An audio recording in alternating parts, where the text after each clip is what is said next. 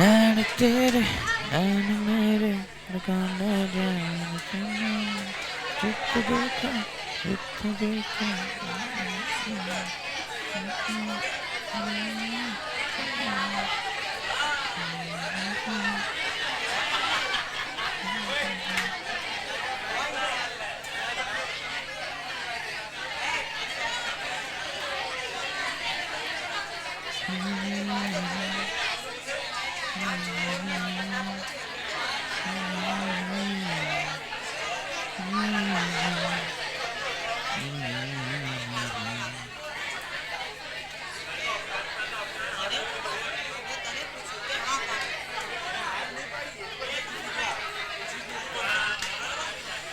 चलिए guys, everyone please settle down. Everyone please settle down. अपने phone please bag में रख दो, बाहर दिखने भी नहीं चाहिए, कतापी नहीं, बैग में डाल दो अंदर। जब ब्रेक मिलेगा तब निकालना, बस उससे पहले नहीं। बैग में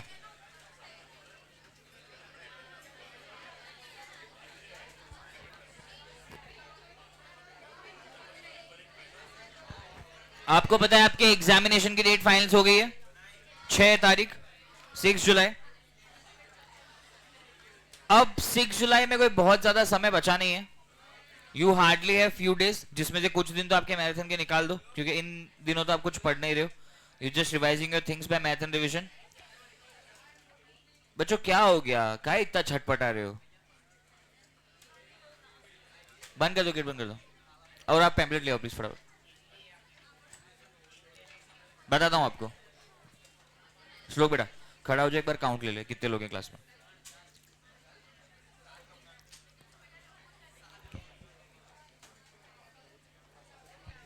देखो, मान के चलो बाय और 2-3 दिन आपके मैथ एंड रिवीजन में निकल जाएंगे, बाकी सब्जेक्ट्स के मैथ एंड रिवीजन में। ये दिन भी आप कुछ नहीं पढ़ रहे हो। अब मान लो हार्डली आपके पास बचते हैं 7 दिन पढ़ने जैसे, क्योंकि उसके बाद आपका आईसीएसई का मॉक टेस्ट आएगा, अपने 4 फुल सिलेबस मॉक टेस्ट आएंगे, तो वो मॉक टेस्ट के दौरान भी आप ज्यादा पढ़ नहीं पाओगे। You again quick prepare for the mock test. और अपने जो यहाँ पे फुल सिलेबस मॉक टेस्ट होंगे, आप मान के चलना इस मॉक टेस्ट में आपके जो भी स्कोर आता है, जितना भी स्कोर आपका आ रहा है, 2-5 मार्क्स का ऊपर नीचे आपका स्कोर आएगा मेन एग्जामिनेशन में। तो अगर यहाँ पे आप 200 में से 100 के मार्जिन पे खेल रहे हो, 110 के मार्जिन पे खेल रहे हो, तो आप खतरे में हो, क्योंकि वहां पे 5 मार्क्स नीचे भी जाया जा सकता है और ऊपर भी। कितने बेटा? ठीक है, तो आप वहां पे मार्जिन के नीचे भी जा सकते हो 5 मार्क्स, और मार्जिन के ऊपर भी जा सकते हो। अगर यहाँ पे आप 140, 150, 135 का स्कोर कर रहे हो, तो पॉसिबल है कि एग्जामिनेशन में 140, 125, 130 का कोई स्कोर आ सकता है। यहाँ पे आप 170, 180 स्कोर कर रहे हो, तो चांस है कि मेन एग्जामिनेशन में हम लोग 150 क्रॉस करेंगे। तो अभी तक आपने जो भी कुछ किया, जिसने जितना भी पढ़ा, जिसने पढ़ा बहुत अच्छी बात है, जिसने नहीं पढ़ा सभी के लिए मैं बोल रहा हूं, अब जो जितने भी दिन आपके पास बचे हुए हैं, अगर आप इतने दिन भी पढ़ते हो तो भी आप पास हो सकते हो सीएसईटी में। सारे मैथ रिवीजन आप अटेंड कर लो, अभी जो 6-7 दिन बचे हैं उनमें एमसीक्यू प्रैक्टिस कर लो, आप अभी भी एग्जामिनेशन पास कर सकते हो। और जिनको ऐसा है कि उन्हें स्कोर बहुत अच्छा करना है, तो आपको अपने जो फुल सिलेबस मॉक टेस्ट है उनके लिए बहुत अच्छे से प्रिपरेशन करनी पड़ेगी। एलआर के एमसीक्यू तो मैंने अभी प्रिंट मंगवा लिया है, मैं आपको प्रिंट दे देता हूँ, जो मैंने ग्रुप में सॉफ्ट भेजा था उसमें मैंने कुछ क्वेश्चन और ऐड कर दिए। क्यूए के क्वेश्चंस भी मैं आपको प्रोबेबली कल तक दे दूंगा प्रैक्टिस के लिए। बस उतने एमसीक्यू प्रैक्टिस कर लो, आपके एग्जामिनेशन का काम बहुत आराम से निकल जाएगा, उससे ज्यादा कुछ करने की जरूरत नहीं है। बट याद रखना कि एलआर और क्यूए के 45 मार्क्स आपके लिए बोनस मार्क्स ही हैं। इसमें से हार्डली 2-4 क्वेश्चन ऐसे आएंगे जो आपको नहीं आएंगे, उन्हें छोड़ देना। पर आउट ऑफ 45 40 जैसा स्कोर हमें लाना है, ताकि आपको इकोनॉमिक्स और लॉ में थोड़ा मार्जिन मिले कि वहां पे अगर क्वेश्चन गलत हो भी जाए तो घबराने की बात नहीं है।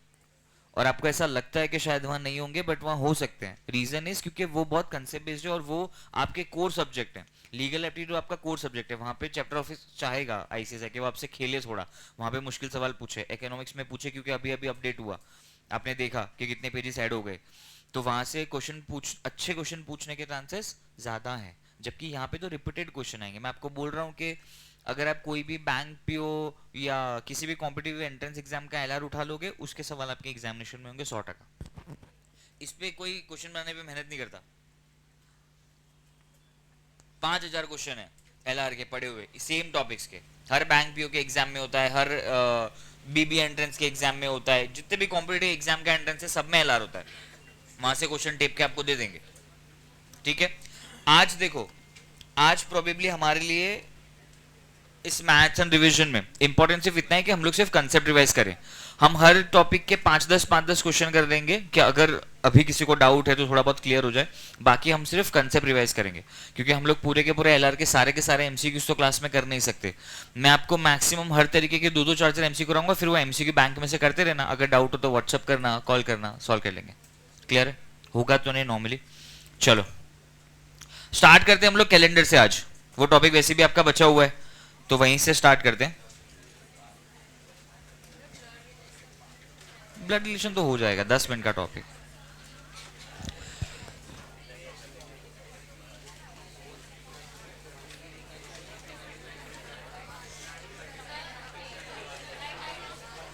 लाइट ऑन करूं? जे वाले तो ऑफ नहीं कर सकता, दिख नहीं रहा तो अभी लिखा ही कहाँ है, पहले लिखने तो दे।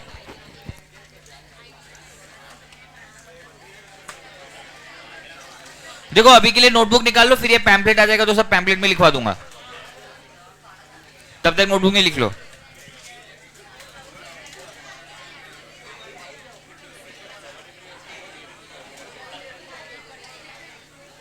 चलो कैलेंडर्स पे आ जाओ।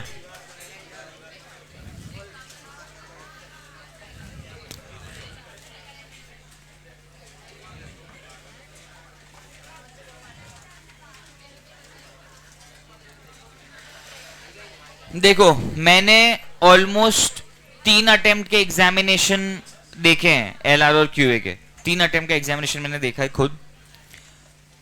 उन एग्जामिनेशन में, तीनों एग्जामिनेशन में से कैलेंडर के 3 क्वेश्चन थे, मतलब हर एग्जाम में कंपलसरी एक क्वेश्चन तो कैलेंडर का था ही, और वो आएगा ही। कुछ कंसेप्ट आपकी बुक में थे जो हमने कवर कर लिए, कुछ कंसेप्ट आपकी बुक में नहीं थे, वो भी हमने कवर कर लिए। कि कैलेंडर का एक सवाल तो पक्का आएगा ही आएगा, हो सकता है 2 मार्क्स में आ जाए, तो 2 मार्क्स खोने नहीं है, इसलिए जितना भी कैलेंडर में सब पढ़ लेंगे, है ना। चलो कैलेंडर स्टार्ट करने से पहले बहुत छोटी छोटी चीजें आपको पता होनी चाहिए, विच इज एक नॉर्मल ईयर जो होता है उसमें कितने दिन होते हैं? 365 डेज। और लीप ईयर जो होता है उसमें एक दिन सिर्फ बढ़ जाता है, तो 366 डेज, है ना। ये डेटा आपको पता होना चाहिए, जो कि आपको पता है। एक साल में कितने वीक्स होते हैं? 52 वीक्स। ये हमें कैसे पता चलता है? सर हम 365 को डिवाइड कर देते, किससे? 7 से, क्योंकि एक वीक में कितने दिन होते हैं? 7 डेज। तो हमने 7 से डिवाइड किया, आया 52। अब मुझे बताओ कि ये जो मैंने नॉर्मल ईयर के आगे 365 डैश करके 1 लिखा हुआ है, what is that 1 extra day? क्योंकि जब आप 52 वीक्स करते हो तो 52 वीक्स राउंड होने के बाद एक दिन बच जाता है ना, दैट इज 1 एक्स्ट्रा डे। अब ये एक्स्ट्रा डे होता क्या हम आगे पढ़ेंगे, बट आपको ये याद रखना है कि नॉर्मल ईयर में एक एक्स्ट्रा डे होता है, जबकि लीप ईयर में कितने हो जाते हैं? 2, क्योंकि वहां पे एक दिन ऑलरेडी एक्स्ट्रा था, तो 2 एक्स्ट्रा डे होते हैं। तो नॉर्मल ईयर में एक एक्स्ट्रा डे और लीप ईयर में 2 एक्स्ट्रा डे। ये डेटा बहुत छोटा है पर हर क्वेश्चन सॉल्व करने में आपकी मदद करेगा, तो ये आपको याद रखना है कि भाई एक नॉर्मल ईयर में 365 डेज होते हैं तो हमें एक एक्स्ट्रा दिन मिलता है उस साल, और लीप ईयर जो होते हैं उसमें हमें 2 एक्स्ट्रा डेज मिलते हैं। क्लियर है बात? ये सबको पता है क्लियर डेज कैसे आया। आप अगर 366 को डिवाइड करोगे 7 से तो 52 वीक्स करने के बाद 2 दिन आपके बच जाएंगे, वो 2 दिन आपके क्या है? एक्स्ट्रा डेज, क्योंकि अब वो और फर्दर 7 से डिवाइड होंगे नहीं, तो 2000 एक्स्ट्रा डेज। क्लियर है? 3 कंसेप्ट हैं बहुत सिंपल से। एक है सेंचुरी ईयर करके, आपके बुक में भी है ये। बोलते कि सेंचुरी क्या होता है, बेसिक क्वेश्चन ही आएगा कि भाई ये ईयर आपको दिया हुआ है, ये सेंचुरी ईयर है या नहीं है बताओ, या फिर आपको पूछ लेंगे कि इन चारों में से सेंचुरी ईयर कौन सा है।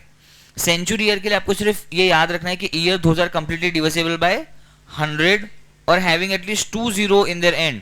क्योंकि डिविजिबल बाय 100 मैंने बोल दिया तो ऑब्वियस सी बात है ना, पीछे 2 जीरो तो होने चाहिए। अगर 2 जीरो से कम है तो वो 100 से डिविजिबल है ही नहीं, होगा ही नहीं।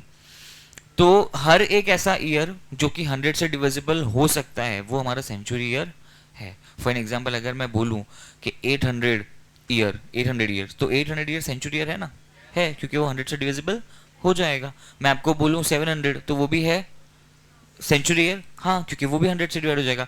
मैं आपको बोलूं 765 ईयर तो ये सेंचुरी ईयर नहीं है, क्योंकि ये 100 से डिविजिबल नहीं है। तो जो भी ईयर 100 से डिविजिबल होते हैं उन्हें हम लोग मानते हैं सेंचुरी ईयर। तो हमें तो कुछ करना ही नहीं, अगर एक कोई भी क्वेश्चन में जो भी ईयर बोला हुआ है उसको 100 से डिवाइड करो, अगर वो कंप्लीटली डिविजिबल है तो वो सेंचुरी ईयर है, और अगर वो डिवाइड नहीं हो पा रहा है तो सेंचुरी ईयर नहीं है, बस।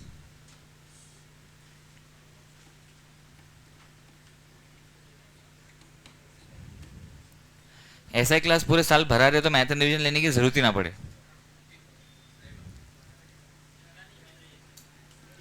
आज कैसे मिल गई?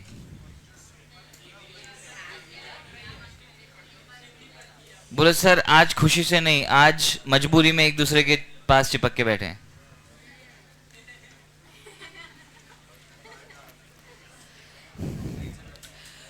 सेंचुरी ईयर क्लियर है। दूसरा है century leap year. Century leap year मतलब सेंचुरी ईयर्स भी जो होते हैं उनमें लीप ईयर कैसे ढूंढते हैं? अच्छा, आप एग्जीक्यूटिव का लेक्चर नहीं अटेंड करने आते हो? आज तो एग्जीक्यूटिव का लेक्चर है ही नहीं, छुट्टी है आज। तो ग्रुप में एडेड नहीं है तो उसमें मैसेज 11 बजे। आज मुकेश सर का कोई लेक्चर है? चेक करो ना ग्रुप में, इनको ऑफिस में बढ़ाओ प्लीज।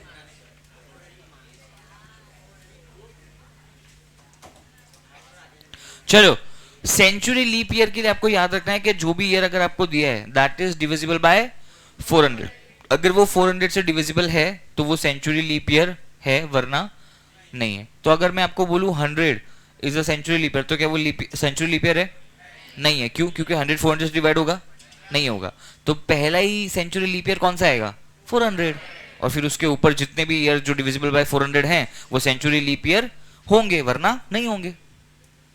इन सब कंसेप्ट में आपको ये नहीं पूछा जाएगा कि भाई सेंचुरी लीप ईयर को 400 से ही क्यों डिवाइड किया जाता है।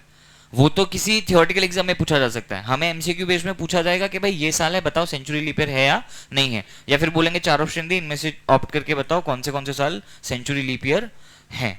तो अगर सिर्फ सेंचुरी ईयर ढूंढना है तो डिविजिबल बाय 100, और सेंचुरी लीप ईयर ढूंढना है तो डिविजिबल बाय 400। क्लियर है? अभी तो कोई डाउट नहीं? मतलब प्रोबेबली 2-3 साल में से एक क्वेश्चन आया था सेंचुरी लीप ईयर पे, तो एक कंसेप्ट हमारा हो गया। दूसरा नॉर्मल ईयर्स। अब सेंचुरी ईयर तो हमने देखा, सेंचुरी वो होते हैं जो डिविजिबल बाय 100 होते हैं।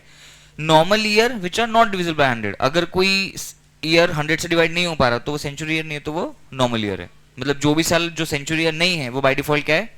Normal year. बस इतना याद रखना है। अगर वो सेंचुरी ईयर नहीं बन पा रहा है तो वो नॉर्मल ईयर है।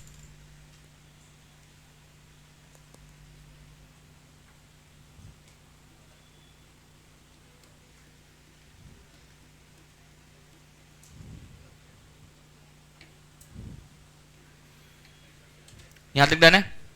लास्ट कंसेप्ट है leap year. That what is a leap year? ये तो आप सब जानते हो। किसी भी ईयर के लास्ट के 2 डिजिट अगर 4 से डिविजिबल है तो वो ईयर लीप ईयर है। फॉर एग्जांपल अगर 2024 की बात करें तो क्या ये लीप ईयर है? हाँ, क्योंकि 24 इज डिविजिबल बाय 4। वैसे अगर पूछूं 2027 क्या वो लीप ईयर है? नहीं, क्योंकि 27 इज नॉट डिविजिबल बाय 4। तो किसी भी ईयर के लास्ट के 2 डिजिट अगर 4 से डिविजिबल हैं तो वो लीप ईयर है, वरना नहीं है।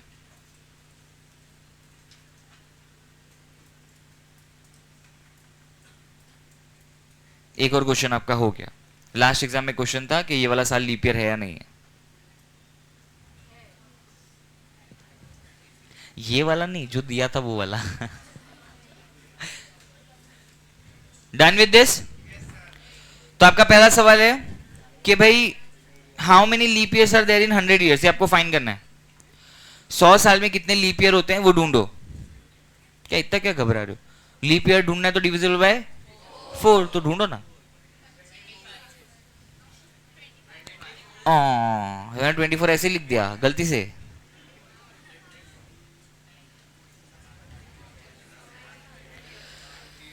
जो वक्त आए चाहे आंसर लाओ, आंसर। क्यों 24? अच्छा,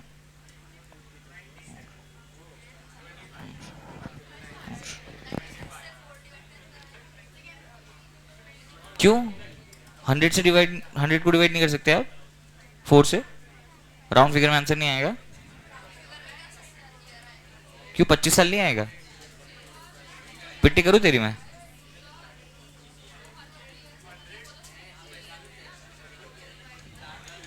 ओ, आंसर लाना है, आंसर 25। तुम्हें 24 में गलत लिखा है? नहीं, 24 सही आंसर है। जब हम लोग 4 से डिवाइड करते हैं अप टू 96 आंसर आता है 24, फिर 4 साल बाद आता है 100। 100 जो है वो एक सेंचुरी ईयर है, सेंचुरी ईयर है ना, क्योंकि डिवाइडेड बाय 100 हो जाएगा। क्या वो सेंचुरी लीप ईयर है? वो सेंचुरी लीप ईयर नहीं है, हम उसको लीप ईयर नहीं मानेंगे, क्योंकि वो सेंचुरी लीप ईयर नहीं बन रहा ना। अगर वो सेंचुरी ईयर है तो उसको लीप ईयर बनने के लिए सेंचुरी लीप ईयर बनना पड़ेगा, और सेंचुरी लीप ईयर बनने के लिए वो डिविजिबल बाय किससे होना चाहिए? 400, which is not divisible by 400। 100 is not divisible by 400, क्योंकि मिनिमम हमें 400 चाहिए 400 से डिवाइड करने के लिए, या उससे ऊपर। तो 100 तो होगा नहीं। तो 100 जो ईयर है, 100वां जो साल है, वो लीप ईयर भले है, पर हम उसे लीप ईयर नहीं मानेंगे। इन कंसेप्ट के हिसाब से हम उसे लीप ईयर नहीं मानेंगे, क्योंकि वो एक सेंचुरी ईयर था और वो सेंचुरी लीप ईयर नहीं बन पाया। किसी भी सेंचुरी ईयर को अगर लीप ईयर बनना है तो उसको सेंचुरी लीप ईयर बनना पड़ता है, which is divisible by 400। But क्योंकि 100 400 से डिविजिबल नहीं है, तो हमारे 100 साल में कितने हो गए लीप ईयर? 24। एक साल कम हो गया। जो 100 ईयर था, जो हम लीप ईयर गिन रहे थे, वो कम हो गया। देखो, अप टू 96 से जो आप काउंट करते हो ना, तो आपके पास 24 लीप ईयर आ जाते हैं हर 4 साल के गैप के हिसाब से। फिर 96 के बाद 100 में भी तो 4 साल का गैप था ना, तो 100 जो ईयर था ये भी लीप ईयर होना चाहिए था, है ना। बट क्योंकि लीप ईयर हम इसे क्यों नहीं मान रहे? क्योंकि 100 जो ईयर है इसको हम लोग सेंचुरी ईयर बोलेंगे, क्योंकि डिविजिबल बाय 100 है। और सेंचुरी वाले ईयर को अगर लीप ईयर बनना है तो उनको सेंचुरी लीप ईयर बनना पड़ता है। और सेंचुरी लीप ईयर कैसे ढूंढा जाता है? Divisible by 400। बट क्योंकि 100 400 से डिवाइड नहीं किया जा सकता, तो ये सेंचुरी लीप ईयर नहीं बन पा रहा, इसलिए हम इसे लीप ईयर काउंट नहीं करेंगे। तो 100 ईयर्स में कितने लीप ईयर हो गए?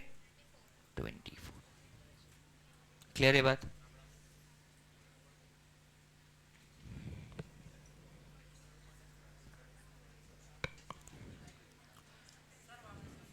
वापिस से समझो, पता ही नहीं चला। आपने डेटा लिखा हुआ है ना, जितना हमने लिखा हुआ है ना आपने। आप मुझे बताओ सेंचुरी लीप ईयर क्या होता है? डिविजिबल बाय 400 होना चाहिए, तो ये सेंचुरी लीप ईयर बनेगा। मैं कह रहा हूं जो 100 ईयर है, क्या ये सेंचुरी ईयर है? सेंचुरी ईयर तो है ना, क्योंकि सेंचुरी ईयर होने के लिए इसको क्या होना चाहिए था? डिविजिबल बाय 100, जो कि ये हो जाएगा, है ना। तो ये सेंचुरी ईयर है। अब मैं कह रहा हूं किसी भी सेंचुरी ईयर को अगर लीप ईयर बनना हो तो उसको सेंचुरी लीप ईयर बनना पड़ता है ना, विच इज डिविजिबल बाय 400। अगर कोई भी सेंचुरी ईयर 400 से डिवाइड नहीं हो पा रहा तो वो सेंचुरी लीप ईयर नहीं है। तो वैसे ही जो हमारा 100 है, इसको मैं 400 से तो डिवाइड नहीं कर सकता ना। तो ये जो है ये सिर्फ सेंचुरी ईयर है, सेंचुरी लीप ईयर नहीं है। तो जो 100 ईयर है, 100वां जो साल है, इसको मैं लीप ईयर नहीं बोल सकता, इसको मैं लीप ईयर नहीं बोल सकता, क्योंकि अगर इसको लीप ईयर बनना था तो ये सेंचुरी ईयर के कैटेगरी में आ गया था, इसको सेंचुरी लीप ईयर बनना पड़ेगा। अब अगर ये सेंचुरी लीप ईयर नहीं बन पा रहा है तो ये लीप ईयर भी नहीं माना जाएगा। तो हमारे पास लीप ईयर सिर्फ कहां तक हो गए? 96 तक। समझ पड़ा? अब इसको अगर तू 4 से डिवाइड करेगा तो तेरा आंसर 24 आ जाएगा। क्लियर है? अभी क्लियर है? तो number of leap years in 100 years are 24। अब ये कैलकुलेशन तो आपको पूछा नहीं जाएगा, हमने तो कंसेप्ट क्लैरिटी के लिए पढ़ लिया, आपको सीधा आंसर एग्जाम में टिक करके आना 24। अब वैसे ही अगर मैं आगे भी पूछता हूं, चलो आप मुझे बताओ कि ये 100 ईयर्स का हमने पूछा, 200 ईयर्स में कितने लीप ईयर होंगे प्लीज बताओ मुझे? 48। 300 ईयर्स में कितने लीप ईयर होंगे?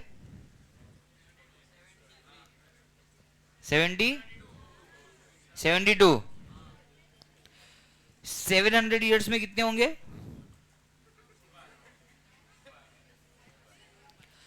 जो वक्त आवे आए दिल दिखाए।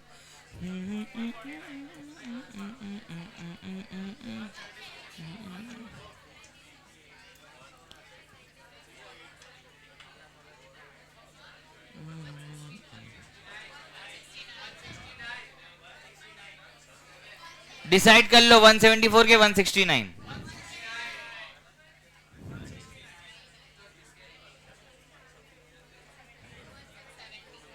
नहीं डिसाइड कर लो, अभी भी सबके अभी 170 भी आ गया एक नया।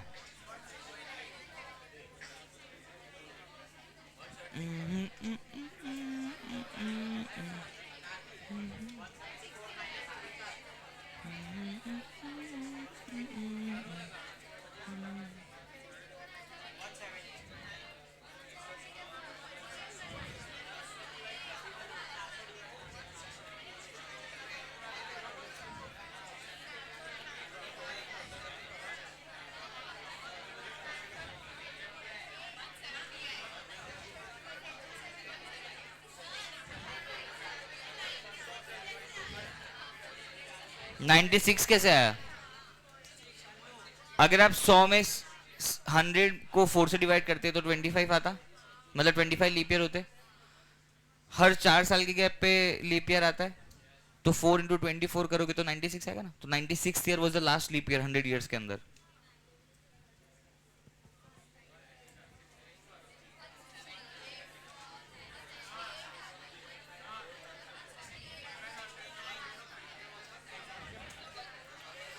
कोई बता पाएगा कितने हैं लीप ईयर 700 ईयर्स में?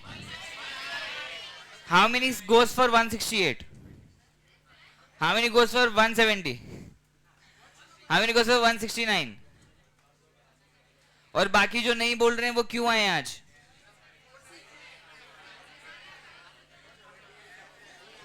जब आपने 300 ईयर्स में कैलकुलेट किया था कितने थे? 72।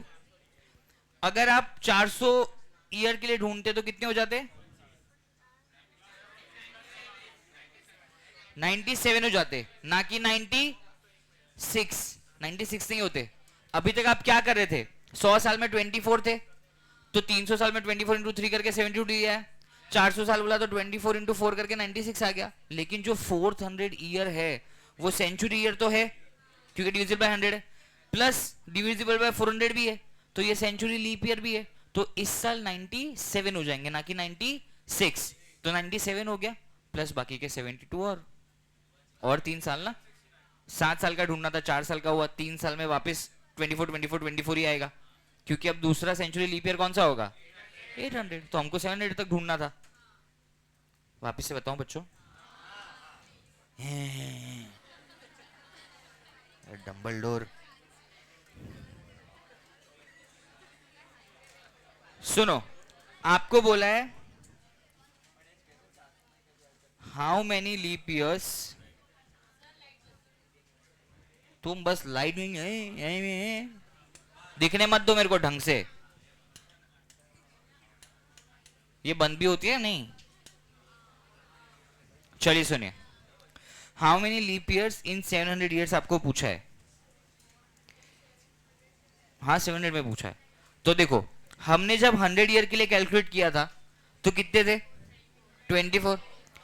नेक्स्ट 100 के लिए भी कितने हो जाएंगे? नेक्स्ट 100 के लिए अभी तक टोटल कितने हो गए? 300 ईयर। फिर जो नेक्स्ट 100 होगा यहां पे कितने हो जाएंगे? 25, नॉट 24। क्यों? क्योंकि 24 तो रेगुलर हर 100 साल में आ रहा था ना। अभी यहां पे हमारा टोटल क्या हो गया? 400 ईयर्स, 400 साल हो गया ना। अब अगर आप 400 साल में देखो तो जो 400 ईयर है, 400वां जो साल है, ये सेंचुरी ईयर तो है, प्लस ये डिविजिबल बाय 400 भी है, मतलब ये सेंचुरी लीप ईयर भी है। तो हर साल तो 300 साल तक तो क्या हो रहा था कि 96 ही हो रहा था ना, क्योंकि 300 was not divisible bye 400, 200 was not divisible bye 400, तो वहां पे 24 साल आ रहे थे लीप ईयर। लेकिन क्योंकि यहाँ पे 400 ईयर इज डिविजिबल बाय 400, तो हमारा आंसर यहाँ पे 25 आ जाएगा। इस साल कितने लीप ईयर होंगे? 25। समझ आया यहां तक? अब इसके बाद वापस से जो हमारा 5th 100 ईयर होगा, इसमें भी मतलब नेक्स्ट 100 ही ले रहा हूँ, इसमें भी 24 आएगा, इसके अगले 100 में भी 24 आएगा, और इसके अगले 100 में भी 24 ही आएगा। क्लियर છે?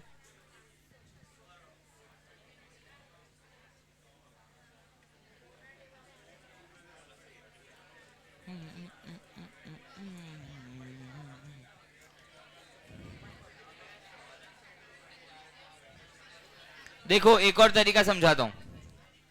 आपको 700 साल में लीप ईयर ढूंढने के लिए बोला था, आप 700 साल को डिवाइडेड बाय 4 कर दो तो आंसर क्या आता? 175 ईयर्स आता, 175 आता। अब मैं कह रहा हूं 175 तो कैसे आया होगा? जब हमने 100 ईयर को भी लीप ईयर गिना होगा, 200 को भी लीप ईयर गिना होगा, जबकि वो लीप ईयर नहीं है। तो 700 ईयर्स तक एक ही ऐसा साल था ना जो सेंचुरी ईयर था, और सेंचुरी लीप ईयर भी था, कौन सा? 400। तो बाकी के जो 6 साल बचे, 700 में से एक साल सेंचुरी लीप ईयर था, बाकी के जो 6 साल बचे उसमें तो मुझे एक एक लीप ईयर कम करना पड़ेगा, क्योंकि 25 से एक्चुअली में 24 होंगे। तो मैं 175 माइनस 6 ईयर्स कर दूंगा तो भी आंसर क्या आएगा? 169। समझ आया? वापिस से दूसरा वाला मेथड बताता हूं। अगर आपको 700 ईयर्स में से लीप ईयर ढूंढने तो आप डिवाइडेड बाय 4 करते हैं ना, क्योंकि हर 4 साल में लीप ईयर आता है। आपका आंसर आता है 175 ईयर्स, ठीक है, सॉरी 100, हाँ 175 ईयर्स। अब मैं कह रहा हूं कि 175 जो आपका आंसर आया, ये तो कैसे आया होगा? जब हमने 100 में 25 लीप ईयर गिने होंगे। अगर हम 100 में 25 ईयर गिने तभी 7 साल में 25 इंटू 7 आएगा 175।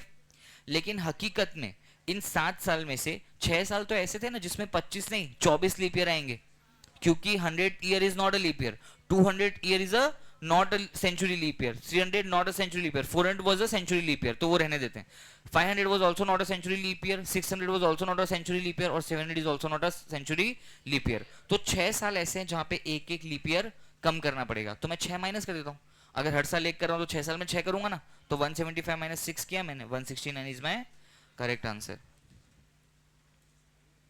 क्लियर है? पाकू? मुझे बताओ 800 ईयर्स में कितने आपके लीप ईयर होंगे प्लीज?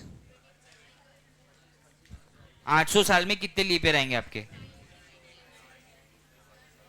जब सांसों में तेरी सांस मिलता।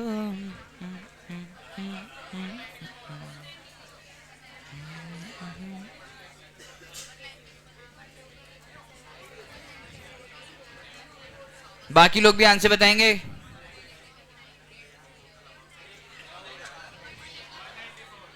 वन 194। आसान था ना? अब करना देखो, हम क्या करेंगे, 800 डिवाइडेड बाय 4 करेंगे तो आंसर आएगा 200।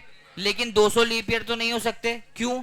क्योंकि 800 में 2 साल ऐसे होंगे जो सेंचुरी लीप ईयर है, 400 और 800।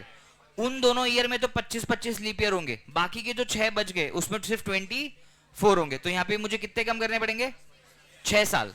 6 साल में कम कर दूंगा 200 में से, तो आंसर इज, और जो 6 साल मैंने कम किए वो कौन से होंगे? 100 वाला साल, 200 वाला साल, 300 वाला साल, 500 वाला साल, 600 वाला साल और 700 वाला साल।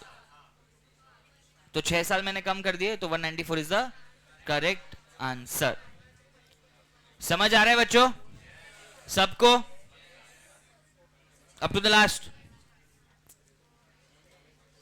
चलो लास्ट ढूंढ के बता दो, 900 ईयर्स में कितने लीप ईयर होंगे?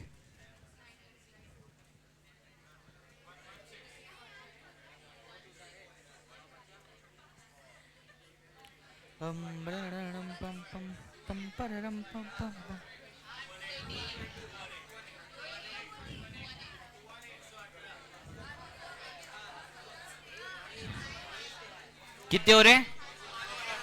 218। अगर अपन 900 को 4 से डिवाइड करें तो क्या आएगा? 225।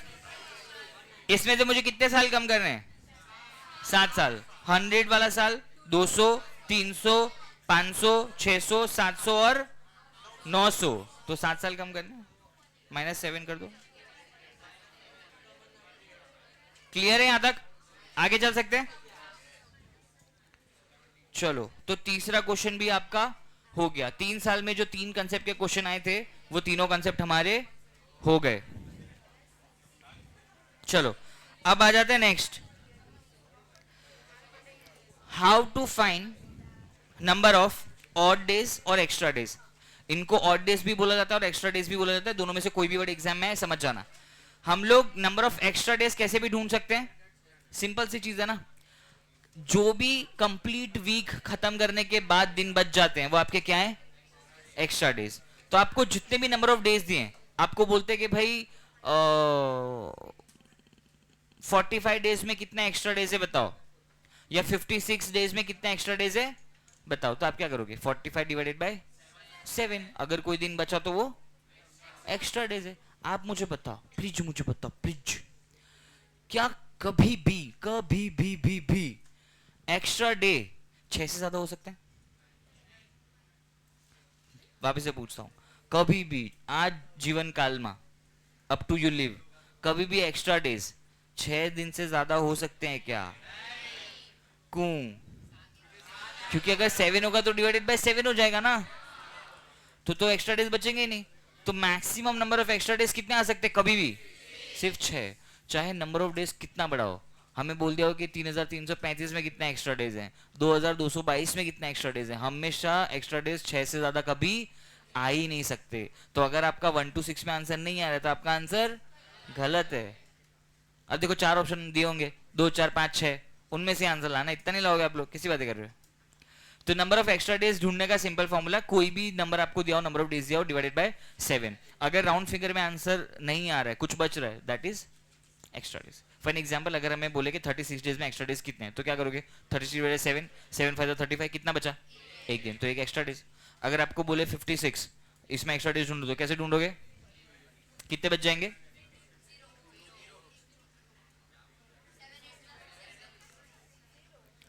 अगर आपको बोले 65 डेज, तो एक्स्ट्रा डेज कितने बच जाएंगे?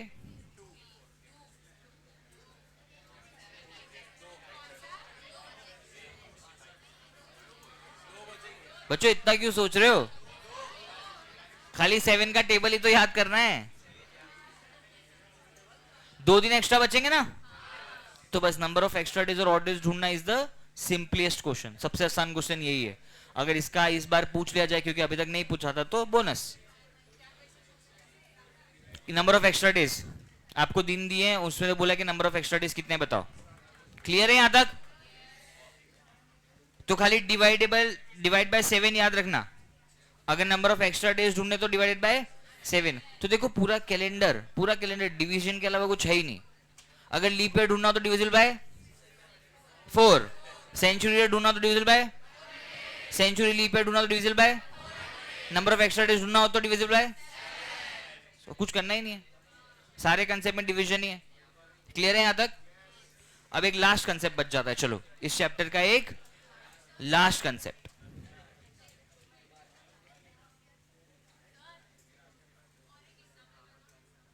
किसका? नंबर ऑफ एक्स्ट्रा डेज का. आप ढूंढ दो, मैं आपको बोलता हूं.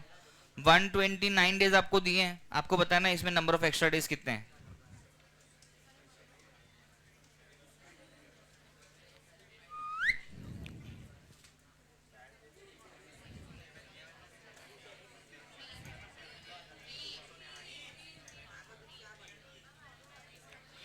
जब सांसों में तेरी 3.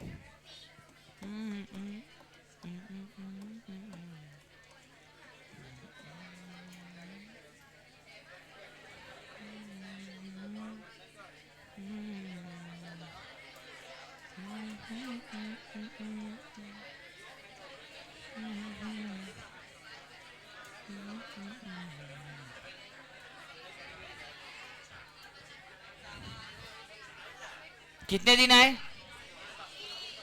अरे आप 129 को 7 से डिवाइड करो, कितना आएगा? 7 1 जा 7, कितना बचा? और 9, 7 7 जा 8 जा 56, कितने बच गए? 3. अब ये 3 तो डिविजिबल बाय 7 होगा नहीं ना, तो ये क्या है, नंबर ऑफ एक्स्ट्रा डेज. तो 3 दिन हमारे आ गए एक्स्ट्रा डेज. क्लियर छे बच्चों? क्लियर है कि नहीं है?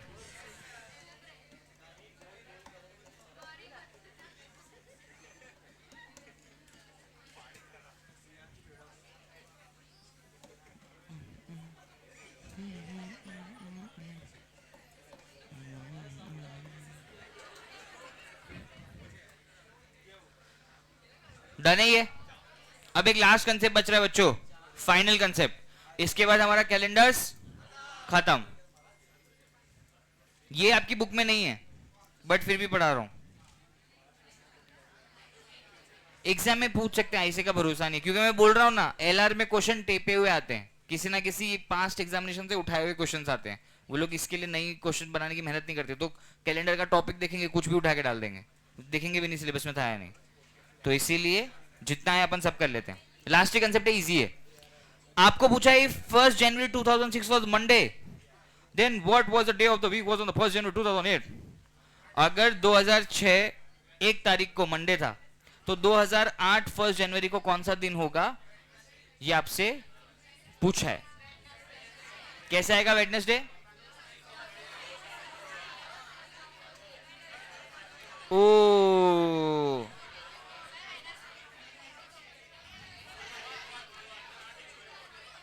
अच्छा ठीक है, अच्छा ठीक है, रिलैक्स।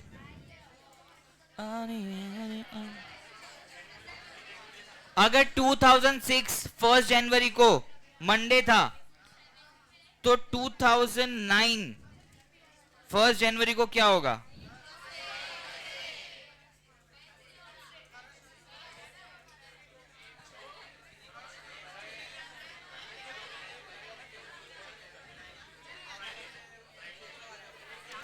कितने लोगों का आंसर थर्सडे है?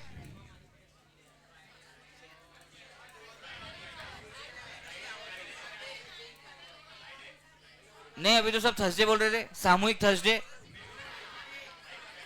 सुनो देखो, ऐसे दिमाग मत लगाओ कि इस साल मंडे था तो अगले साल ट्यूसडे, ऐसे नहीं करते। देखो, अगर मैं 2006 से पहले ये वाला करते हैं, 2006 से 2008 की बात करूं तो बीच में कितने साल है? 2 साल ना। एक तो 2006 और 2007, ये 2 साल है। ये नॉर्मल ईयर है, ये भी नॉर्मल ईयर है। जन्मों पहले जब हमने कैलेंडर का टॉपिक स्टार्ट किया था तब हमने सबसे पहले ये पढ़ा था ना कि नॉर्मल ईयर में कितने एक्स्ट्रा डे होते हैं और लीप ईयर में। तो अगर यहां पे भी एक एक्स्ट्रा डे, यहां पे भी एक एक्स्ट्रा डे, तो टोटल एक्स्ट्रा डेज। तो अगर उधर मंडे था तो यहां 2 दिन बाद क्या होगा? क्लियर है? ये समझ आया? बीच में 2 साल थे, दोनों साल एक एक एक्स्ट्रा डे था ना, तो एक एक डे आगे बढ़ जाएगा ना। अगर एक एक्स्ट्रा डे था तो मंडे का ट्यूसडे हो जाएगा, दूसरा एक्स्ट्रा डे था तो ट्यूसडे का वेडनेसडे हो जाएगा।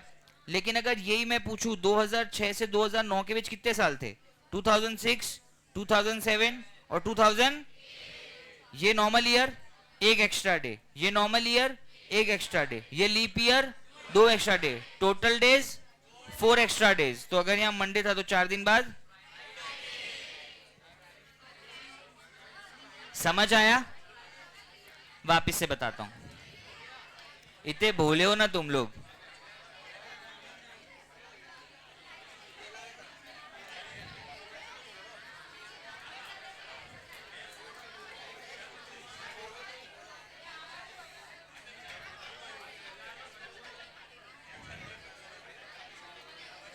देख चल रहा।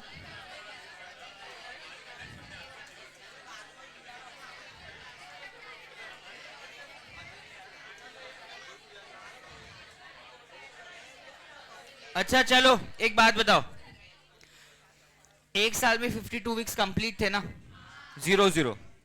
अगर मैं यहां पे मंडे था तो एग्जैक्ट 52 वीक्स बाद क्या आ जाएगा? मंडे ही ना। ये तो क्लियर हुआ। मैं कह रहा हूं एक जो नॉर्मल ईयर अपना होता था उसमें हम एक्स्ट्रा डे एक क्यों बोलते थे? क्योंकि 52 वीक्स खत्म करने का एक दिन बच जाता था ना, मतलब एक दिन एक्स्ट्रा था। तो अगर सपोज करो 2006 में 1 जनवरी को मंडे था तो 2007 में जब ये ट्रांसफर होगा तो कंप्लीट 52 वीक्स अगर होते तो इधर भी मंडे आंसर आता, लेकिन यहाँ पे आंसर क्या आएगा? क्यों? क्योंकि एक दिन एक्स्ट्रा बचता है ना, तो ट्यूसडे आया।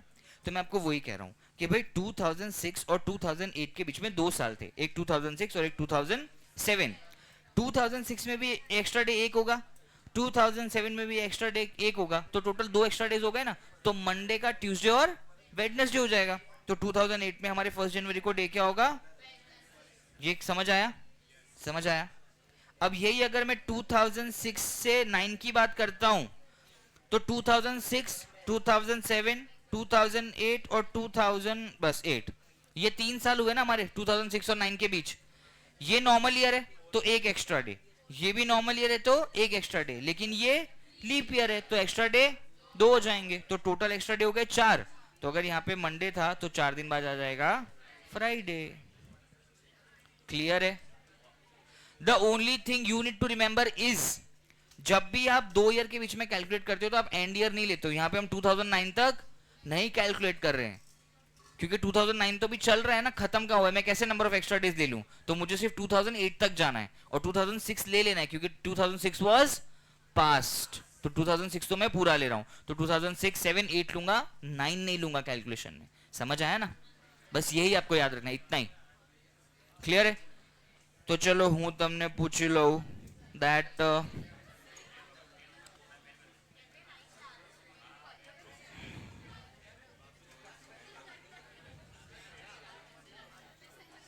if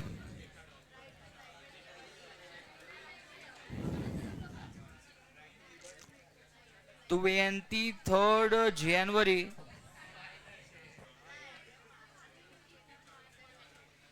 2007 is Monday, then what it was on 23rd Jan in 2002. eh? अगर 2007 जनवरी को मंडे था तो 2002 23rd जनवरी को क्या होगा? बस यही तो ढूंढना है। अरे मुझे क्या पता, पीछे जाना है आगे जाना है, आंसर बताओ।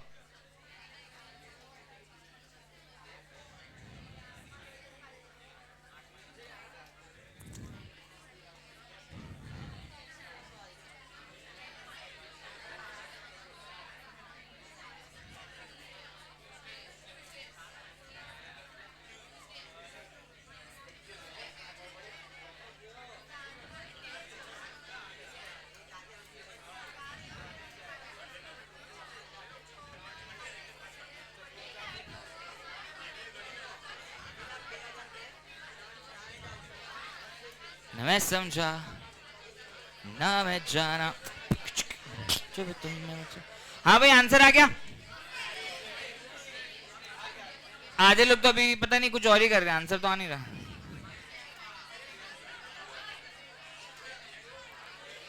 बच्चों आंसर आया? क्या आंसर है? और मैं कह दूं ट्यूसडे गलत है तो पर सही है, Tuesday is the correct answer. Now honestly tell me, कितने लोगों ने ऐसा किया कि मंडे से 6 दिन पीछे काउंट किए? Sunday, Saturday, Friday. अरे भोले लोगों को 7 दिन होते हैं, मंडे से 7 दिन पीछे मंडे होता, अब एक दिन और कम करना तो ट्यूसडे नहीं आएगा? 6 दिन करके गिन रहे हो। बट चलो, this was the last concept for calendars. बोल बोल बोल। 1 मिनट बच्चों, शांत हो जाओ, किसी का डाउट सुने दो।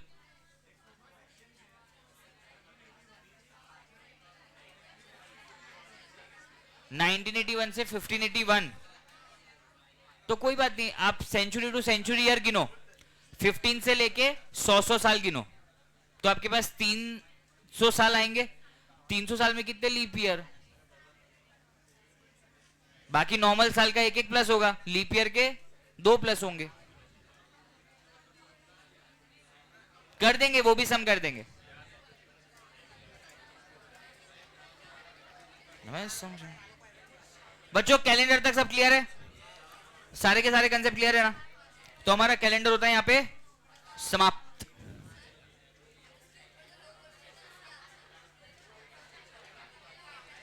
Number of extra days in 100 years ढूंढो।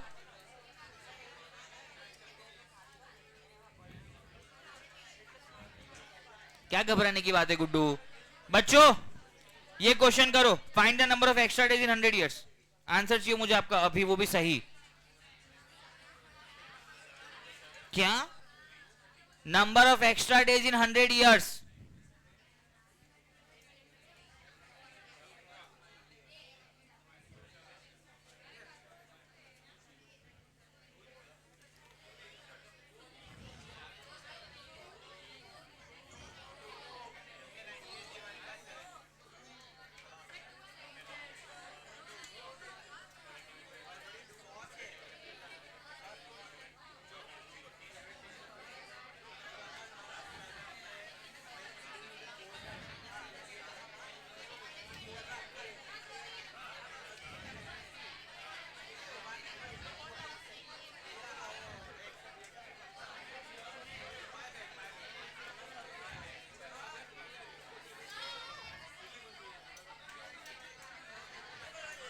टिक करके भेजो.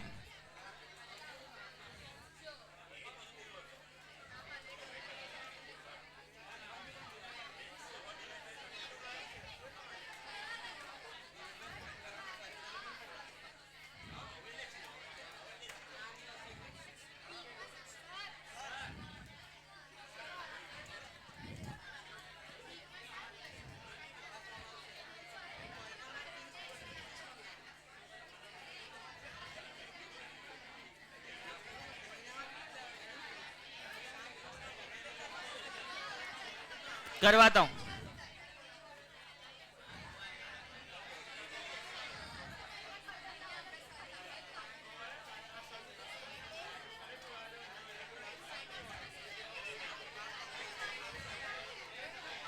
हाँ भाई, नंबर ऑफ ऑड डेज कितने हैं? कितने आ रहे हैं? 2 दिन, 6 दिन,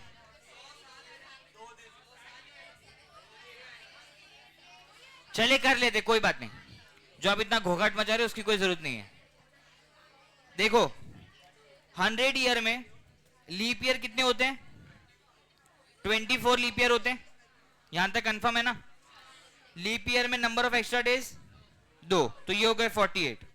बाकी के बच्चे 76 नॉर्मल ईयर, उनके कितने दिन? एक एक, तो 76 डेज ये हो गए. दोनों को प्लस करो तो नंबर ऑफ ऑड डेज अभी कितना आ रहा है? 124. 124 को फर्दर 7 से डिवाइड करूं तो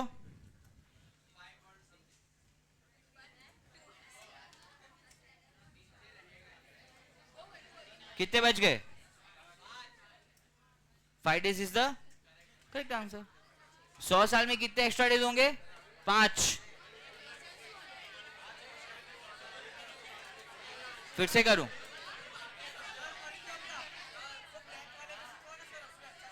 किसमें?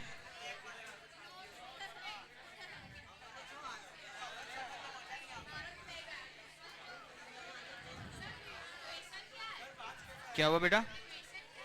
बताता हूं, बताता हूं.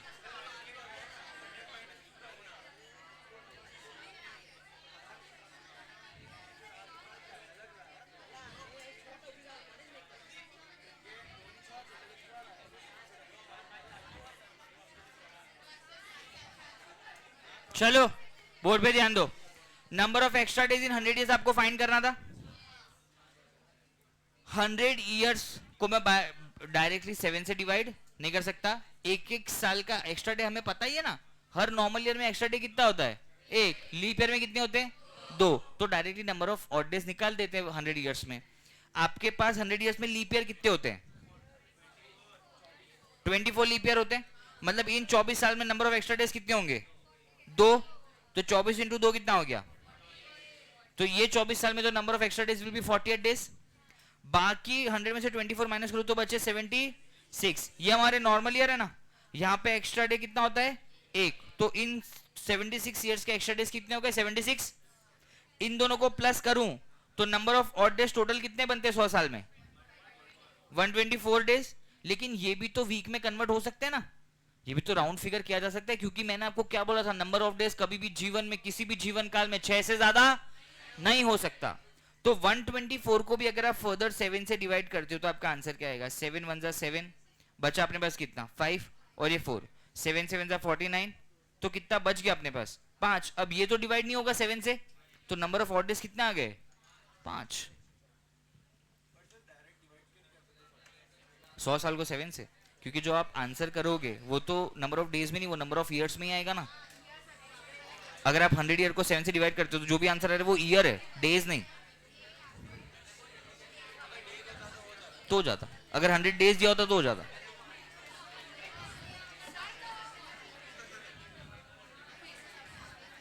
आपको पूछा है, देखो, रिलैक्स रिलैक्स। नॉर्मल क्वेश्चन क्या थे एक्स्ट्रा डेज वाले? आपको बोलते थे कि भाई 124 दिन में एक्स्ट्रा डेज कितने बताओ, नंबर ऑफ डेज में बोलते थे ना, तो हम डायरेक्ट 7 से डिवाइड करते थे। यहाँ पे नंबर ऑफ ईयर बोला है, 100 ईयर्स में कितने एक्स्ट्रा डे होंगे, तो अगर मैं 100 को 7 से डिवाइड कर रहा हूँ, वो जो आंसर आ रहा है वो ईयर है, डेज नहीं। तो मुझे तो एक्स्ट्रा डेज चाहिए ना। तो मैंने क्या किया कि मुझे पता था हर साल एक एक्स्ट्रा डे होता है। नॉर्मल ईयर 100 में होता है 76, क्योंकि 24 तो लीप ईयर है। तो उन 76 का हर एक एक्स्ट्रा डे, तो 76 एक्स्ट्रा डे हुए। और 24 लीप ईयर होते हैं, लीप ईयर में 2 एक्स्ट्रा डे होता है, तो 24 into 2 48। Total number of days है 124। अभी 124 दिन भी एक्स्ट्रा डेज नहीं हो सकते, क्योंकि एक्स्ट्रा डेज तो सिर्फ 1 से 6 के बीच ही होगा। तो मैंने 124 को फर्दर डिवाइड किया 7 से। चलो ये क्लियर है बच्चों? डन ना?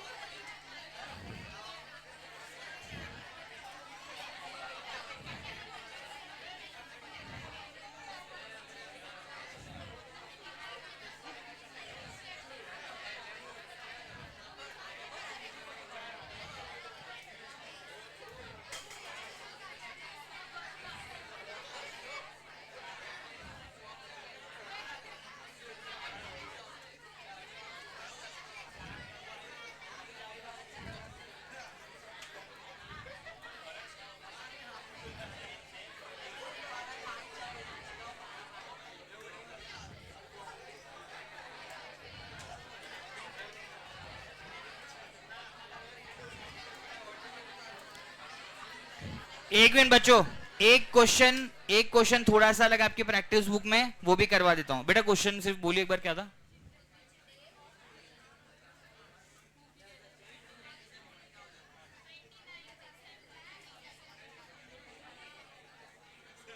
Which day?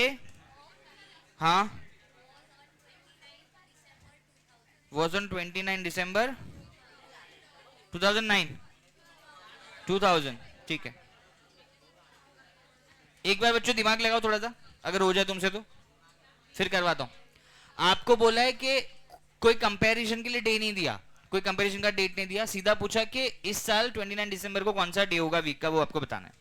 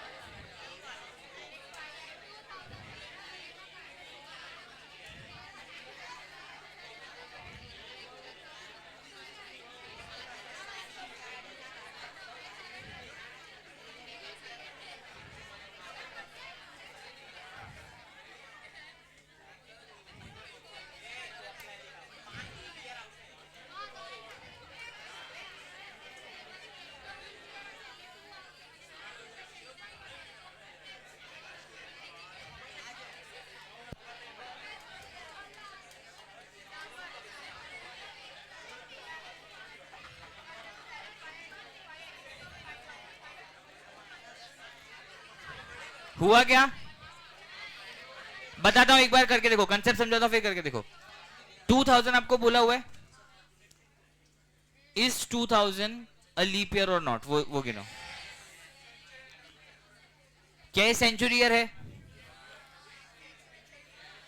सेंचुरी ईयर तो है ही ना, डिविजिबल बाय 100 तो है ही। क्या ये सेंचुरी लीप ईयर है? तो ये लीप ईयर है। अब आप मान लो कि लीप ईयर में नंबर ऑफ ऑड डेज कितने हो जाते हैं? 2। तो यहां पे 2 ऑड डेज तो हमारे पास होने ही वाले हैं। फिर आप कैलकुलेट करो कि अगर अब 29 दिसंबर तक जाना है हमें, तो अप टू 2000 ईयर की अगर मैं बात करता हूं तो वहां पे नंबर ऑफ ऑड डेज आ गए 2। दिसंबर 29 तक आपको जाना है, तो आप जनवरी से दिसंबर 29 तक कैलकुलेट करो, नंबर ऑफ डेज कितने होते हैं? 260, 364। 364 डेज आ रहा है। 364 डेज को नंबर ऑफ ऑड डेज में कन्वर्ट करो, कितने ऑड डेज आते हैं एक्स्ट्रा? 0। तो हमारे पास नंबर ऑफ ऑड डेज कितने बच रहे? सिर्फ नहीं, 2 ईयर के तो 2 एक्स्ट्रा डेज बचे ना, वो 2 आप ऐड कर दो। अच्छा, यहां डेट भी नहीं बोला, डे भी नहीं बोला।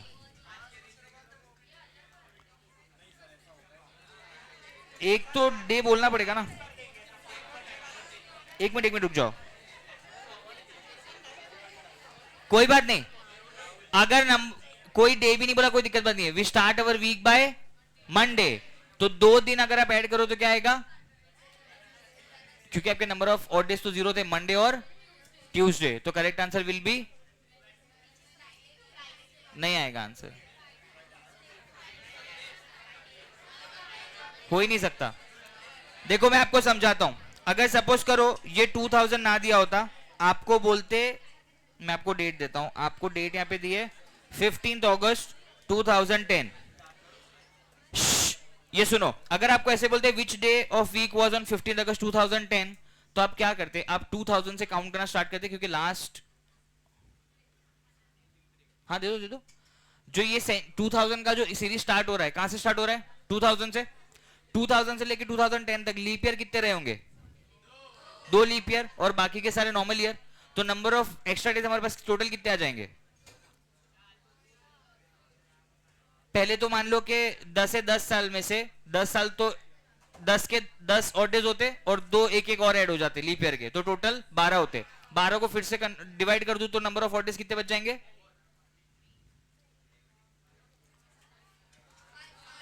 5 ऑड डे बचे ना। वापिस से समझाता हूं, 2010 का जो सीरीज है, ये सीरीज 2000 से स्टार्ट हुआ होगा ना। 2000 से लेके 2010 तक के ऑड डेज में ढूंढ रहा हूं, तो 2010 से 2010 तक लीप ईयर कितने रहे होंगे? 2। वो 2 लीप ईयर आप मान लो, उसमें number of odd days will be 4। बाकी के, हाँ हाँ सब देना है। बाकी के 8 साल नॉर्मल ईयर, उसमें एक एक्स्ट्रा डेज, तो 8 एक्स्ट्रा डेज हुए। टोटल एक्स्ट्रा डेज कितने हो गए? 12। लेकिन एक्स्ट्रा डेज हो सकते हैं 12 नहीं, 6 से कम ही हो सकते हैं, 6 हो सकते हैं। तो इसको फिर से 7 से डिवाइड करो, कितना हो जाएगा? 5 दिन। तो अगर मैंने सिर्फ अभी तक ईयर का कैलकुलेशन किया 2010 तक, जब 2010 स्टार्ट होता है वहां तक मेरे पास नंबर ऑफ ऑड डेज कितने हैं? 5। क्लियर है? अब आप देखो, जनवरी से लेकर अगस्त तक, 2010 के जनवरी से लेके अगस्त तक, 15 अगस्त तक आप चेक करो कितने नंबर ऑफ डेज हो रहे हैं आपके। बच्चों जनवरी में कितने डे होते हैं? फरवरी में, मार्च में, अप्रैल में, मई में, जून में, जुलाई में, अगस्त में। 15 तक ही जाना है ना हमें तो। अब number of total days count करो, कितने हो रहे हैं?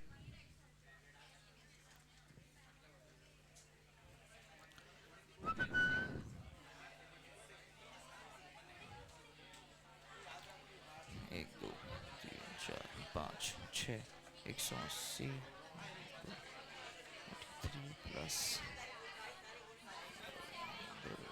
30, 30 प्लस 5, 43, 43 प्लस 183, 6 प्लस 40 प्लस 40, कितने हो रहे?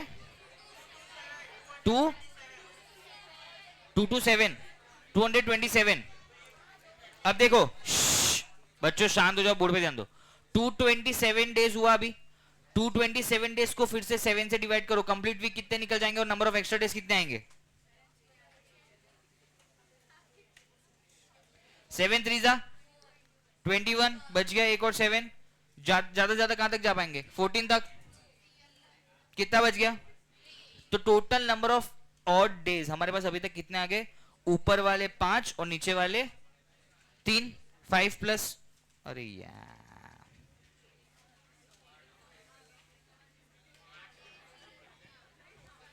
5 प्लस 3 कितने ऑड डेज बचे? लेकिन क्या ऑड डेज 8 हो सकते हैं? फिर से डिवाइडेड बाय 7 करूंगा तो कितने ऑड डेज बच जाएंगे? अब एक ऑड डे मेरा बच रहा है ना, तो आप मान लो यहां पे आपको कुछ बोला नहीं है, will start our day bye Monday. तो अगर मेरे पास सिर्फ एक ऑड डे बचता है तो that will be again B Monday. तो Monday is the correct answer. नहीं, वीक स्टार्ट मंडे से होता है ना। एक ऑड डे मतलब मंडे, 2 ऑड डे मतलब ट्यूसडे, 3 ऑड डे मतलब वेडनेसडे, 4 ऑड डे मतलब थर्सडे। तो अगर कोई डे आपको बोला नहीं है तो अगर एक ऑड डे बचता है तो दैट इज मंडे, क्योंकि वीक खत्म होगा, फिर एक ऑड डे बचेगा तो मंडे आएगा ना। समझ आया? एक बार आप शांत होकर बोर्ड पे ध्यान दो तो आ जाएगा। अभी किसी की आवाज नहीं आनी चाहिए बिल्कुल भी। सुनो, पहले तो देखो नंबर ऑफ ऑड डेज हमने अभी भी पढ़ा था ना, जब हम 100 इयर्स वाला कैलकुलेशन कर रहे थे तो क्या हमने 100 को सीधा 7 से डिवाइड किया था? नहीं, हमने पहले 100 साल के ऑड डेज निकाले थे 124, फिर 124 डेज को हमने 7 से डिवाइड किया था ना। वैसे ही मैं पूछ रहा हूं,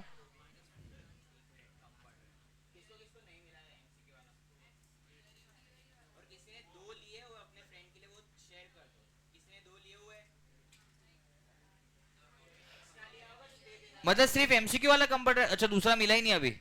हाँ तो हो सकता है कम पड़े हो, क्योंकि 93 94 लोग हमने 90 कॉपीज कराए थे। कोई नहीं, लंच में दे देंगे बाकियों को, अभी दे दो।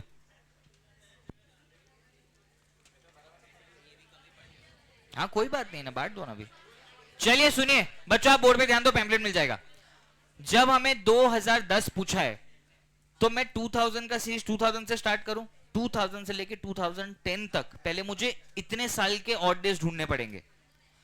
और आप हमेशा याद रखो, जब भी आपको वीक का डे ढूंढना होता है ना, the only thing that can help you is number of odd days. यही है जो आपको बताएगा कि उस वीक पे दिन क्या था। तो आप सपोज करो और देखो, जब भी कोई डे ना दिया तो ये आपको हमेशा याद रखना है। 1 odd days Monday, 2 odd days Tuesday, 3 odd days Wednesday, 4 odd days Thursday, 5 odd days is Friday, 6 odd day, और क्योंकि 7 कंप्लीट होगा तो बाय डिफॉल्ट संडे। समझ आया ना?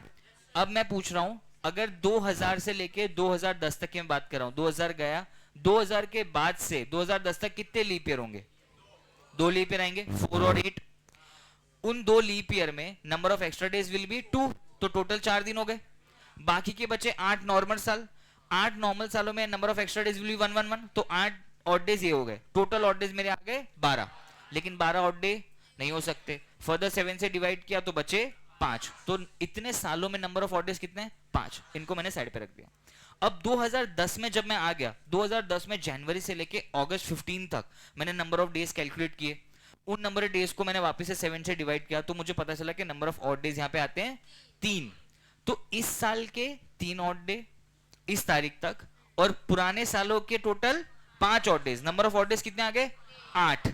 वापिस से मेरा एक कंप्लीट वीक बन गया 7 का, और नंबर ऑफ ऑड डे बच गए 1। तो इस तारीख को क्या होगा? मंडे। अगर 2 ऑड डे बचे होते तो ट्यूसडे, 3 ऑड डे बचे होते तो, क्लियर है? लेकिन अब फिर से आपको बताऊं, ऐसा वाला क्वेश्चन आपके एग्जाम में आना बहुत कम चांस है, क्योंकि इतने नंबर ऑफ इयर्स का वापिस से वो कैलकुलेशन याद रखना मुश्किल है। जिनको ये क्वेश्चन पूछे जाते हैं ना, उनका एग्जामिनेशन फिजिकल होता है। आपको पेपर मिलता है, एमसीक्यू टिक करना होता है, बट फिजिकल होता है। रफ वर्क के लिए आपको पेपर मिलता है। आपको इतना लंबा सवाल नहीं पूछा जा सकता। मैं आपको अभी भी बता रहा हूं, आपकी जो रेफरेंस बुक है ना, आप बच्चों एक चीज बहुत ध्यान से समझो, आपकी जो रेफरेंस बुक है उसमें जो क्वेश्चन है वो आईसीएसआई ने बनाए नहीं है। इतना मेहनत तो किया ही नहीं है। बैंक पीओ, बीबी एंट्रेंस या कोई भी और यूपीएससी का एंट्रेंस का एग्जाम, वहां से जो क्वेश्चंस थे उनको टेप टेप के आपकी बुक में डाल दिया। आपकी क्यूए की बुक में आपको ऐसा भी क्वेश्चन मिलेगा कि 58243 इंटू 54321 माइनस 54321, वो क्वेश्चन ओरली किसी के लिए पॉसिबल नहीं है, किसी के भी लिए भी पॉसिबल नहीं है, क्योंकि आप मानो जितने भी ऐसे ट्रिक्स होते हैं ना कि पीछे अगर 2 आ रहा है तो डिविजिबल बाय 4 होगा या नहीं, पीछे 4 आ रहा है डिविजिबल बाय 2, वो हर नंबर पे एप्लीकेबल नहीं होता। तो आप ऐसे कितने ट्रिक्स याद रख लोगे, वो पॉसिबल ही नहीं है। तो इतना बड़ा क्वेश्चन आपके एग्जाम में आने के चांस नहीं बनते। अगर एक आधा आ भी जाए तो वहां पे अपना नसीब आजमा लेना, कोई फर्क नहीं पड़ेगा। 2000 पास्ट ईयर हो गया ना,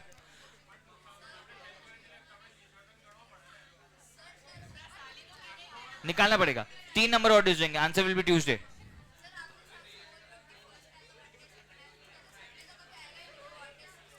आएगा ना, अगर यहाँ पे 7 ऑड डेज बचते तो क्यों नहीं बचेगा? अरे इसलिए बोल रहा हूं क्योंकि अगर 7 आएगा तो 0 आ जाएगा ना odd day, 0 odd day Sunday. आपको समझाता हूं, जब भी वापस से कोई चीज 7 से पूरी डिवाइड हो जाती है मतलब वो संडे है उस दिन, क्योंकि वो पूरा डिवाइड हो गया, आंसर 0 आ गया मतलब संडे। क्योंकि वीक खत्म होता है संडे पे, तो वो नंबर ऑफ ऑड डे नहीं माना जाता, कंप्लीट हो जाती है साइकिल। बच्चों सुनो सुनो सुनो, बहुत ज्यादा ध्यान मत दो कैलेंडर्स पे। एक क्वेश्चन आएगा आपके एग्जामिनेशन में, हो सकता है 1 मार्क में 2 मार्क्स में, सिर्फ 2 मार्क्स का मुझे डर था, इसीलिए मैंने आपको इतने सारे कंसेप्ट पढ़ा दिए, क्योंकि अगर 2 मार्क्स का है तो 2 मार्क्स खत्म नहीं होने चाहिए। 93 या 94 आप एक बार फिर से काउंट कर लो। चलो we are done with calendars. आपकी जो एमसीक्यू पैम्पलेट जो आपको मिला है उसमें कैलेंडर के 2-4 क्वेश्चन और है, वो खाली सॉल्व कर लेना बस। क्या हुआ? इन ईच मंथ, देखो अगर हर महीने का नंबर ऑफ ऑड डे आपको पूछे तो आप मुझे बताओ जिस मंथ में नंबर ऑफ डेज 30 है, आप डिवाइड बाय 7 करोगे, कितने बच रहे हैं?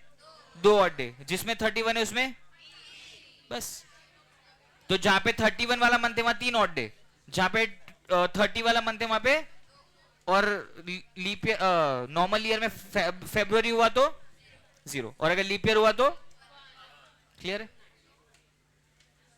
डन है। देखो जब भी नंबर ऑफ ऑड डे का क्वेश्चन आता है आपको घबराने की जरूरत नहीं है, क्योंकि आपको जो भी पूछा है, अगर मंथ का पूछा है, जिस मंथ का पूछा है उसमें कितने दिन है, 31 या 30 या 28 या 29 डिवाइडेड बाय 7, क्लियर है। चलो कैलेंडर को समाप्त करके आगे चलते हैं, डन ना। चलो लेट्स अब रैप अप करेंगे, क्लॉक पहले फटाफट। दूसरा इंपॉर्टेंट टॉपिक क्लॉक।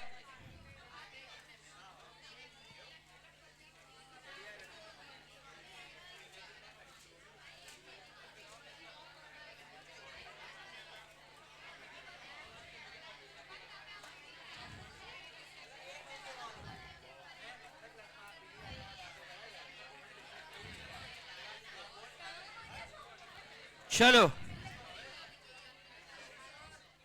हाँ जी, हाँ पढ़ा दूंगा। देखो जितने लोगों को ब्लड रिलेशन को लेके डर लग रहा है ना, मैं आपको बता दूं, ब्लड रिलेशन में सिर्फ एक ही चीज है जो आपको नहीं आती। अगर आपको वो आता है तो आपको ब्लड रिलेशन बहुत आसानी से आता है। हमें सिर्फ ये नहीं आता, या फिर हमें सिर्फ ये नहीं पता होता कि मामा की बच्चे और चाचा की बच्चे को एक ही चीज बुलाते हैं, मामा के बच्चे और चाचा के बच्चे को एक ही चीज बुलाते हैं। तो बस हमें इसी चीज में दिक्कत होती है कि अगर क्वेश्चन में मामा की बेटी पूछा और चाचा की बेटी भी पूछा, हमें पता नहीं कि दोनों को बुलाते एक ही है, तो ऑप्शन में जो आंसर दिया होगा वो एक ही होगा, दोनों के नाम अलग अलग थोड़ी है।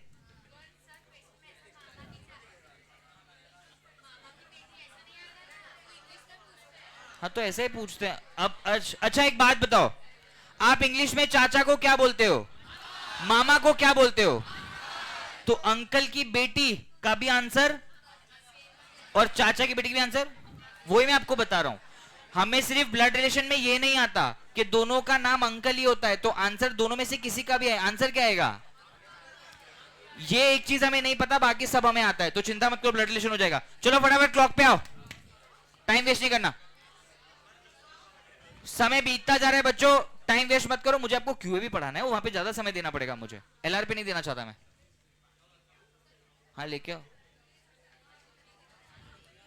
चलिए क्लॉक पे आ जाते हैं। क्लॉक में हमें इंपॉर्टेंटली सिर्फ दो कंसेप्ट पढ़ने हैं। पहला कंसेप्ट है हमारा डिस्टेंस ट्रैवल्ड, जिसमें कुछ नहीं होता, नहीं, हम लोग ढूंढते हैं degree, number of degrees travelled. और दूसरा होता है angle, angle between hands of clocks.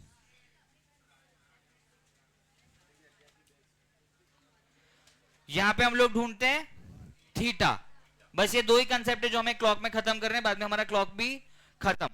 पहले कंसेप्ट की अगर बात करें तो पहले कंसेप्ट के लिए हमें सिर्फ याद होनी चाहिए तीनों हैंड्स की प्रॉपर्टीज, बस वो अगर आपको याद है तो फिर आपका आंसर हो जाएगा एकदम आसान। स्टार्ट करते हैं हम लोग अवर हैंड से। ये आप लोग पैम्पलेट में लिख लो बच्चों, इसलिए मैंने जगह छोड़ी है। क्या बात कर रहे हो किधर है यार, मतलब दूसरे एमसीक्यू पैम्पलेट में नहीं होगा बच्चों, दूसरे वाले पैम्पलेट में होगा। जिनके पास है वो बाकी नोटबुक में लिखो। चलो अवर हैंड पे हम लोग आ जाते हैं। आप मुझे बताओ अवर हैंड, अच्छा इससे भी पहले अगर बात करें एक छोटी सी बात, सर्कल का हाईएस्ट सर्कमफ्रेंस डिग्री कितना हो गया, तो ये हमें याद रखना है। अब हम अवर हैंड की बात करते हैं। अवर हैंड को 360 डिग्री रोटेट होने में कितना टाइम लगता है, 12 से वापस 12 पे आने में 12 घंटे लगते हैं, तो 12 आवर्स का समय हमें लगता है 360 डिग्री रोटेट करने में। अगर 360 डिग्री रोटेट करने में 12 आवर्स लगता है तो हर एक घंटे में हम लोग कितना घूम रहे हैं, 30 डिग्री। हर एक घंटे में 30 डिग्री घूमते हैं, तभी 12 घंटे में 360 होता है। ये तो क्लियर है। अगर एक घंटे में मैं 30 डिग्री घूम रहा हूं, मतलब मैं 60 मिनट्स में 30 डिग्री घूम रहा हूं, क्योंकि 1 our is nothing but 60 minutes. तो अगर 60 मिनट्स में 30 डिग्री, तो हर एक मिनट में कितना, 0.5 डिग्री। ये सिर्फ इतना सा डेटा मुझे याद होना चाहिए कि भाई अवर हैंड को 360 डिग्री घूमने में लगते हैं 12 घंटे। 12 आवर्स का चक्कर एक पूरा लगाता है तो 360 का एक सर्कल होता है। हर एक घंटे में वो 30 डिग्री मूव करता है। मतलब जब वो 1 बजे से लेकर 2 बजे पे आता है अवर हैंड, मतलब उसने कितना मूव किया, 30 डिग्री। और अगर मैं बोलूं कि हर एक घंटे में 30 डिग्री मतलब हर 60 मिनट्स में 30 डिग्री, तो हर एक मिनट में जो 1 और 2 के बीच में जो वो 5 छोटे छोटे एरो होते हैं, उनमें से एक एरो से दूसरे एरो पे जाते हैं तो 0.5 डिग्री। क्लियर है। अवर हैंड की सिर्फ इतनी प्रॉपर्टी हमें याद करनी है। बात करें हम लोग मिनट हैंड की। मिनट हैंड जो है वो 360 डिग्री घूमने में कितना समय लेता है, 60 मिनट्स। हर एक घंटे में उसका तो एक चक्कर खत्म हो जाता है ना, तभी आवर चेंज हो पाता है। अगर 60 मिनट्स में 360 डिग्री, तो हर एक मिनट में कितना, 6 डिग्री। और मैं कह रहा हूं हर एक मिनट मतलब 60 सेकेंड्स ना, 60 सेकेंड्स में 6 डिग्री, तो हर एक सेकेंड में 6 डिग्री कैसे होगा बच्चों, 1 को 6 से डिवाइड करोगे तो 0.1 आएगा ना,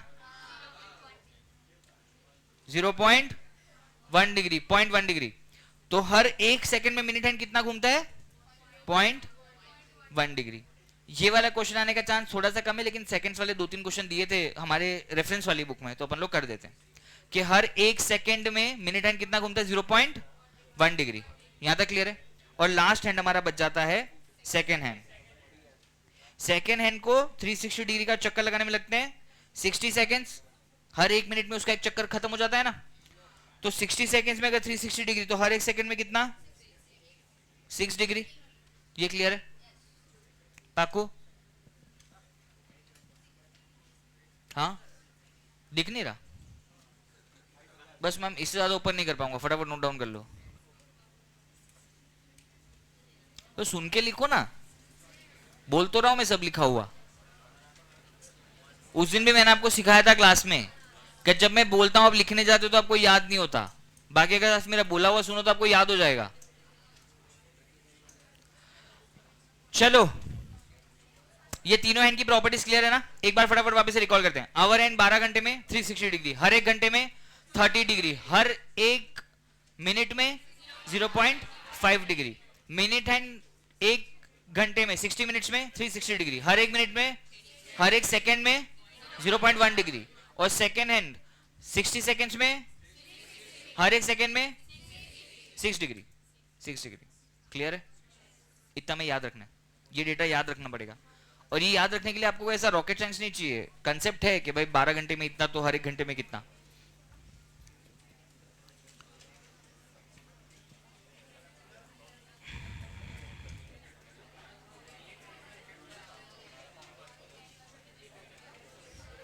अपने एमसीक्यू वाले पैम्पलेट में आओ।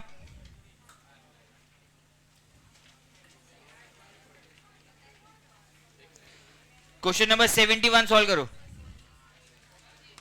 An accurate clock shows 8 o'clock in the morning. Through how many degrees will the hour end rotate when the clock shows 2 o'clock in the afternoon? आपने सुबह 8 बजे क्लॉक को स्टार्ट किया था शार्प 8 AM। अभी बज रहे हैं 12 घड़ी में, तो घड़ी ने 4 घंटे ट्रैवल किया, सारे हैंड्स ने 4 घंटे ट्रैवल किया ना, 4 आवर्स। हमें आवर हैंड के बारे में पूछा है, हाँ सॉरी 2 बजे, तो टोटल हो गए 6 घंटे। अगर तीनों हैंड्स ने 6 घंटे ट्रैवल किया, मैं कह रहा हूं हमें तो क्वेश्चन में सिर्फ अवर हैंड का पूछा है, बट हम तो दोनों का निकाल देते हैं। अगर अवर हैंड की बात करूं तो कंप्लीट आवर में दिया है ना क्वेश्चन 6 घंटे, कोई मिनट का टंटाप नहीं है, तो सीधा 6 घंटे, 1 घंटे में 30 डिग्री, तो 6 घंटे में 180 डिग्री। क्लियर? अगर मुझे मिनट हैंड पूछा होता तो 1 घंटे में कितनी मिनट्स होती है 60, तो 6 घंटे में 1 घंटे में 60 मिनट्स, तो 6 घंटे में कितनी मिनट 360। 1 मिनट में 6 डिग्री, तो 360 मिनट्स में 360 इंटू 6। मैं पूछ रहा हूं कि आपको क्वेश्चन में बोला था कि आवर एंड के बारे में ढूंढो, हमने 180 डिग्री ला दिया। मैं कह रहा हूं अगर मिनट हैंड का पूछा होता कि मिनट हैंड ने कितना ट्रैवल किया, तो क्या करते? समझ आया?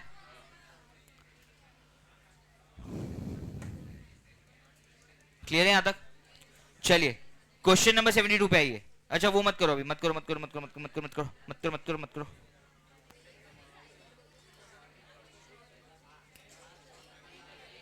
73 करो। A clock has started at noon by 10 minutes past 5. The hour hand has turned through how many minutes ago? Question number 73। Language exam की ऐसी होती है, इसलिए क्वेश्चन को समझो।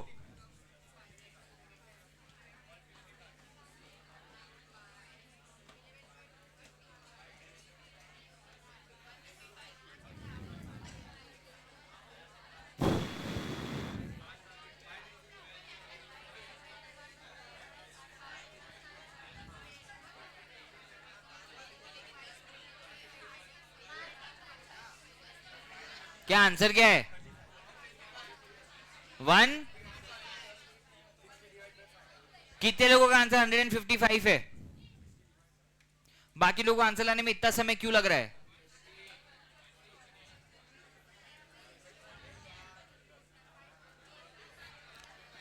आप मुझे बताओ, जब भी क्वेश्चन में राउंड फिगर में आवर नहीं दिया होता, कुछ आवर और कुछ मिनट्स दिए होते हैं, और अगर आवर एंड के बारे में पूछा होता है या मिनट हैंड के बारे में पूछा होता है, हमें क्या करना होता है? सबसे पहला सबको मिनट में कन्वर्ट करो। तो अगर 5 घंटे 10 मिनट है तो मिनट्स में कितना होगा बच्चों? 1 घंटे में 60 मिनट, तो 5 घंटे में 300 प्लस एक्स्ट्रा 10, तो 310 मिनट हुए। अब 310 मिनट मेरे पास आंसर आ गया ना। अब चाहे मुझे मिनट हैंड के बारे में पूछा हो, आवर हैंड के बारे में पूछा हो, आंसर बिल्कुल आसान है। अगर आवर हैंड के बारे में पूछा तो 1 मिनट में 0.5 डिग्री, तो 310 में उसका आधा 155। अगर मिनट हैंड के बारे में पूछा होता 1 मिनट में 6 डिग्री, तो 310 में मल्टीप्लाई बाय 6। हाँ जी, तो आप एग्जामिनेशन में प्लीज यही एप्टीट्यूड आपको याद रखना है कि अगर कुछ आवर कुछ मिनट में दिया है तो पहले सब कुछ मिनट में कन्वर्ट करो, वो बेस्ट सॉल्यूशन है। समझ आया यहाँ पे? तो हमारे पास टोटल नंबर ऑफ मिनट्स हो गए 310। 310 को मैं आधा कर दूं तो 155। क्लियर है यहां तक बच्चों? अभी किसी को डाउट है 155 कैसे आया? Anyone in the class? चलो आगे चलो। देखो आपको यहां पे बोला है, अब पहले तो लैंग्वेज समझो। A clock is started at noon. Noon का मतलब हो गया 12 बजे। 12 PM को आपने स्टार्ट किया था, अभी बज रहा है 10 मिनट्स पास्ट 5, मतलब 5 बज चुके, 5 बज के 10 मिनट। तो आपके आवर एंड ने कितना रोटेट किया वो आपको पूछा। 12 बजे स्टार्ट करूं, 5:10 तक गया, तो मैंने 5 घंटे और 10 मिनट ट्रैवल किया ना मेरे आवर एंड ने। अब क्योंकि मेरे को टाइम ऐसा 5:10 दिया है, तो मैं इस पूरे को मिनट में कन्वर्ट करना चाहता हूं। 1 घंटे में होते हैं 60 मिनट्स, तो 5 घंटे में हो गए 300 मिनट प्लस ये 10 मिनट, तो मेरे पास टोटल नंबर ऑफ मिनट्स आ गया 310। अब मेरे को पता है कि आवर एंड 1 मिनट में कितना रोटेट करता है, 0.5 डिग्री, तो 310 में कितना करेगा, उसका आधा, 155 डिग्री। क्लियर छे बच्चों? सबको समझ आ रहा है? पक्का? आगे चले। चलो आप मुझे बताओ क्वेश्चन नंबर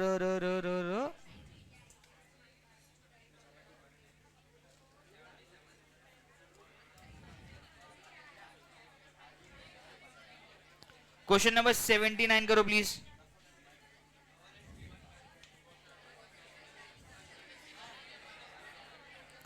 क्वेश्चन नंबर 79 करो।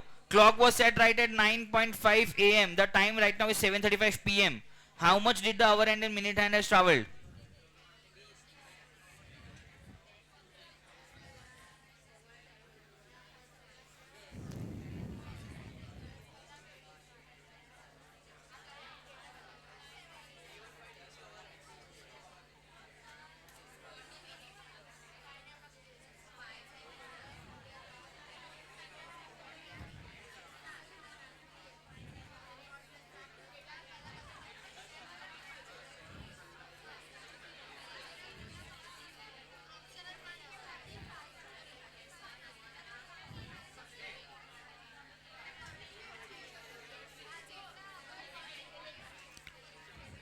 बच्चों पूरा बैच चला गया लेकिन आपकी आदत नहीं सुधरी, आज भी डिस्कशन। अब तो एग्जामिनेशन का टाइम आ गया, अब तो खुद खुद करो, उस दिन थोड़ी ना आपको कोई बताने आएगा। और आपको बोल रहा हूं आपके बाजू वाले के वजह से आपके मार्क्स सिर्फ कम होंगे, बढ़ेंगे नहीं। अवर एंड का आंसर क्या आ रहा है? 350 315।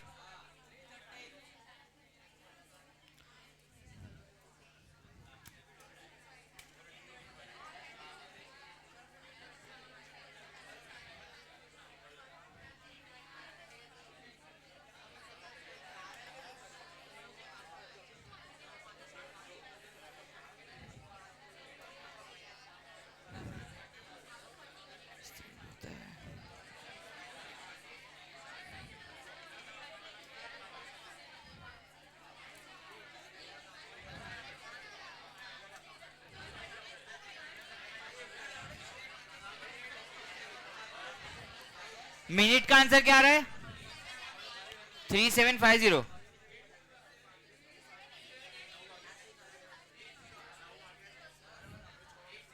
Three seven eight zero.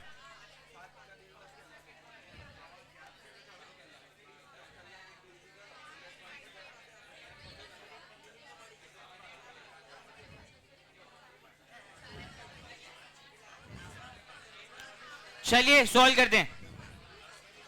आपने घड़ी को कब स्टार्ट किया था? 9:05 AM, अभी बज रहा है 7:35। हाँ जी, नंबर ऑफ मिनट ट्रैवल कितना हो रहा है? 6:30। 10 घंटे और 30 मिनट आप कह रहे हो। चलिए सुनिए, आप यहां पे देखो 9 बजे से लेके 12 बजे तक का टाइम कितना होगा? 3 घंटे होंगे। 9 से 12, 12 से लेके 7, 7 घंटे, टोटल 7 घंटे हुए। अभी हमारे पास 10 आवर्स हुए। 10 आवर्स प्लस इसकी 35 मिनट्स। हाँ जी, माइनस क्या करूंगा? 5 मिनट, क्योंकि ये 9:05 को स्टार्ट हुआ था, तो टोटल लग गया 30 मिनट्स। तो 10 घंटे और 30 मिनट्स मैंने ट्रैवल किया है। यहां तक तो सबको क्लियर है? अब अगर मैं इसको मिनट में कन्वर्ट करना चाहूं तो ये कितना हो जाएगा? 630, क्योंकि 60 इंटू 10 600 प्लस 30 मिनट 630 हो गया। अब आवर एंड का कैलकुलेशन तो आसान है। अगर 1 मिनट में 0.5 डिग्री, तो 630 में कितना? 315।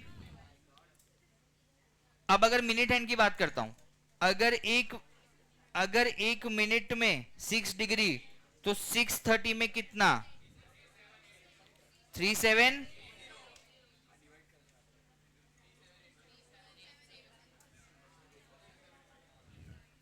3780 और 315 आर द करेक्ट आंसर।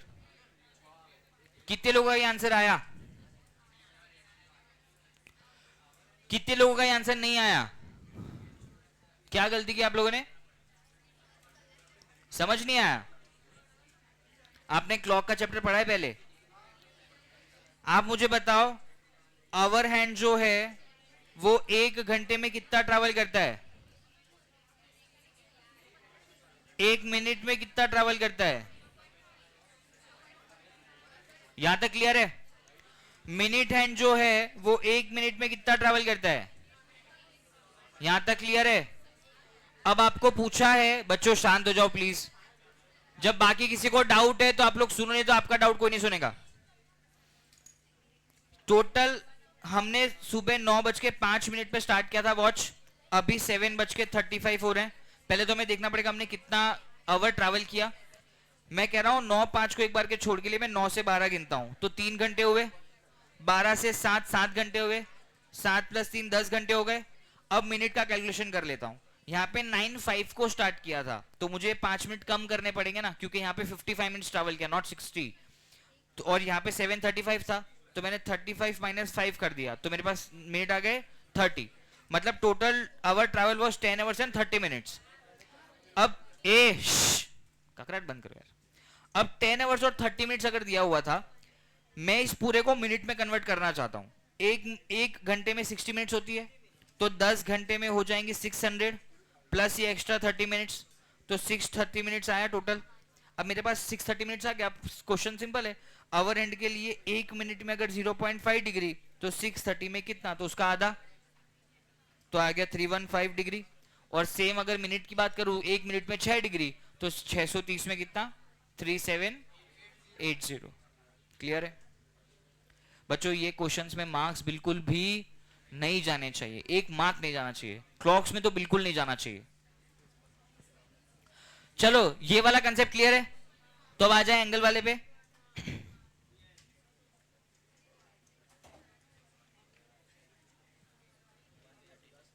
मैंने बोला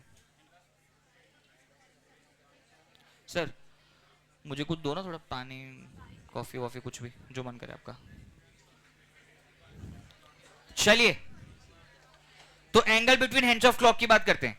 अभी तक देखो हम लोग पढ़ रहे थे कि भाई जब भी एक टाइम से दूसरा टाइम बचता है, तो दोनों हैंड्स ऑफ वॉच ने कितना ट्रैवल किया, अभी तक हमने वो पढ़ा। अब हम बोल रहे हैं कि किसी भी स्पेसिफिक टाइम पे दो हैंड्स ऑफ क्लॉक के बीच में क्या एंगल फॉर्म होता है, वो हम लोग ढूंढ रहे हैं। उसका तो एक सेट फॉर्मूला था, मेहनत करने की जरूरत नहीं। थीटा उसको बोलते हैं हम लोग, थीटा ढूंढना equals to 11/2 minutes minus 30 hour. ये अपना सिंपल फॉर्मूला है। फॉर्मूला के दोनों साइड पे बार लगा हुआ है। ये बार लगने का मतलब क्या है कि अंदर की जो भी वैल्यू हो क्या है, पॉजिटिव, और वो हमेशा क्या आएगी, पॉजिटिव, क्योंकि डिग्री कभी नेगेटिव में नहीं हो सकता। अब देखो यहां पे दो तरीके के क्वेश्चन आते हैं। पहला क्वेश्चन है कि आपको थीटा ढूंढने के लिए बोला गया है। दूसरा क्वेश्चन है आपको थीटा गिवन है, मिनट्स ढूंढने के लिए बोला गया है ना। ये दो ही क्वेश्चन आ सकते हैं, इन दोनों के अलावा कोई क्वेश्चन यहाँ पे बनता ही नहीं है।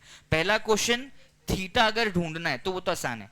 अगर हमें बोले कि भाई 5:45 पे आप मुझे बताओ क्या एंगल फॉर्म होता है, तो आप क्या करोगे, 11/2 इंटू 45 माइनस 30 इंटू 5, इसको सॉल्व करेंगे, जो भी आंसर आएगा वो हमारा करेक्ट आंसर। अगर हमें बोले कि भाई 630 को क्या थीटा फॉर्म होता है बताओ, तो 630 टाइम दिया हुआ है ना, मुझे तो खाली फॉर्मूला में डालना है। Theta equals to 11/2 into 30 minus 6 into 30, sorry 30 into 6। अरे क्या कर रहा हूं मैं यार, 11/2 minutes is 30 minus 30 into hours which is 6। इसको सॉल्व करो, ये आ जाएगा 15, यहां पे आ जाएगा 165 माइनस 180। कितना आ गया आंसर मेरा, 15 degree is the correct answer. Hello office में लेक्चर मेरा 6 बजे तक, 4:30 5 बजे तक। हो हाँ हाँ सब दिला दिया, बहुत खर्चा हो गया, बहुत खर्चा हो गया। अरे चलेगा ना, अपन सबकी तरफ से हुआ इसमें कोई दिक्कत नहीं, कोई दिक्कत नहीं। सुन सुन, मैं तेरे को लेक्चर बाद आराम से कॉल करता हूँ, बात करते हैं आने मतलब सुबह से है 4 बजे तक फ्री हो जाऊँगा, क्या हो बोला आने वाला है। हाँ आओ ना यार प्लीज़ आओ, मेरा भी मन लगे थोड़ा, अगर आए तो आ जाओ शाम को, मैं हो जाऊँगा 4:30 5 बजे। आओ। हाँ भाई, ladies and gentleman, gentleman and ladies listen, वापिस से एंगल का एक और क्वेश्चन करते हैं।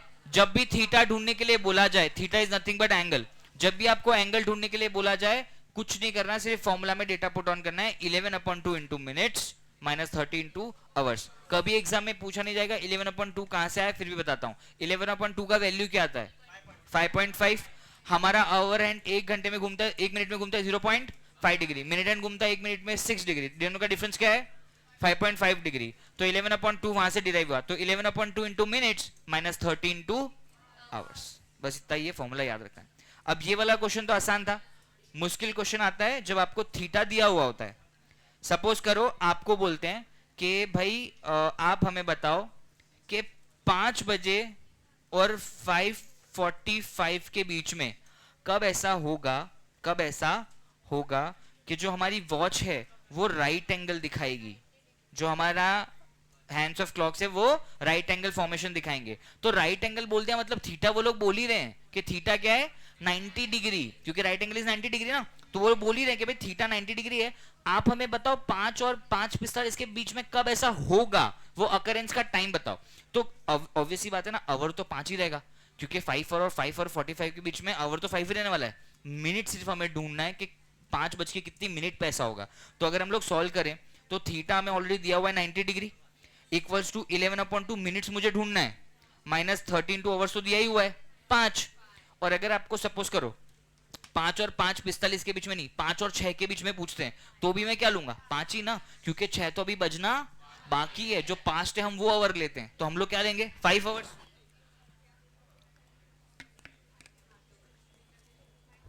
अब सिर्फ एक लौती चीज जो बच जाती है वो क्या है, ये इक्वेशन सॉल्व करना। अब यहाँ पे 90 दिया हुआ है, 30 इंटू 5 करो कितना आ जाएगा 150 आया। ये 150 यहाँ पे माइनस का सिंबल लेके बैठा है, यहाँ जाएगा तो क्या होगा ऐड, तो 90 plus 150 equals to 11/2 minutes. 90 plus 150 कितना हो गया 240 इक्वल्स टू 11/2 मिनट्स। अब अगर ये 2 यहाँ पे डिवीजन में था, यहाँ जाएगा तो क्या होगा, तो 240 इंटू 2 इक्वल्स टू 11 मिनट्स, तो ये आ गया 480 इक्वल्स टू 11 मिनट्स। अब मिनट सिर्फ इस बार बचता है, तो 480 डिवाइडेड बाय जो भी हमारा आंसर आएगा वो हमारा मिनट होगा, तो भी कर लेते चलो। 480 को आप डिवाइड करोगे 11 से तो क्या आएगा 11 4 जा 44 बचा 40, 11 3 जा 33 बच गया 7। अब इससे आगे तो सॉल्व होगा नहीं, तो जो हमारा डिनोमिनेटर था वो तो डिनोमिनेटर ही रहेगा, जो हमारा रिमाइंडर है वो चला जाएगा ऊपर, और जो डिजिट हमने यूज की वो आ जाएगा आगे। तो 5 आवर्स पास्ट 43 7/11 मिनट्स पे ऐसा होगा कि दोनों हैंड्स ऑफ क्लॉक क्या दिखाएंगे 90 डिग्री का एंगल। वापिस से करे ये वाला क्वेश्चन, समझन पड़े छे તમે કરશો બીજો एक बार के लिए अपने एमसीक्यू वाले पैम्पलेट में आओ। जब सांसों में तेरी सांसें घुली तो क्वेश्चन नंबर 74 और 75 कीजिए प्लीज, 74 एंड 75। हाँ हाँ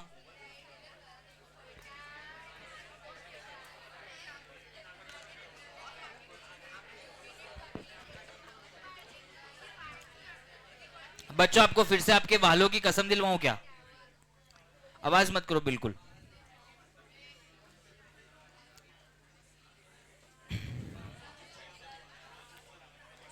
आप सोचो, आप आवाज करते मेरे को इतना चिल्लाना पड़ता है, मेरे सिंगिंग करियर पे कितना असर पड़ता है, बर्बाद हो जाऊंगा।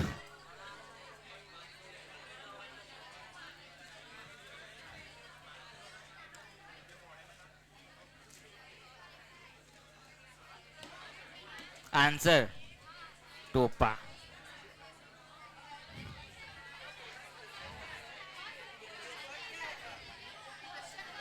74 75।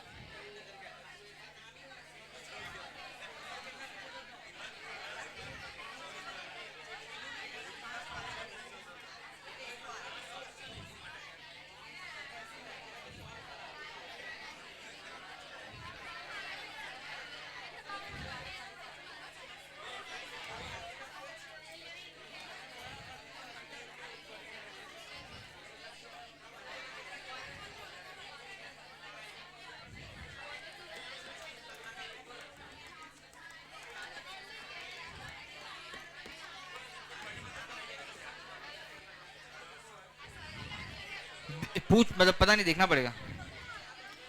बच्चों 74 किया, answer is B. 43 minute 7-11 minutes पास 5। क्या सभी का आंसर बी है? शक्ल पे तो नहीं दिख रहा। आपको टाइम क्या दिया हुआ है? 5:30 और 6 के बीच। मैं क्या लूंगा? पास्ट 5 ना, 5 आवर्स लूंगा। थीटा कितना बोला हुआ है? बोला हुआ है 90 डिग्री, तो थीटा इज 90 डिग्री। सॉल्व करना है। 90 डिग्री इक्वल्स टू 11/2 मिनट्स ढूंढना है, -30 इंटू 5। ये हो गया 90 degree equals to 11/2 minutes minus 150। 150 जब यहां पे जाएगा तो हो जाएगा 240 इक्वल्स टू 11/2 मिनट्स। इसको मल्टीप्लाई करूं तो सॉरी 480 इक्वल्स टू 11 मिनट्स, तो minutes equals to 480 divided by, answer आएगा 43 7/11।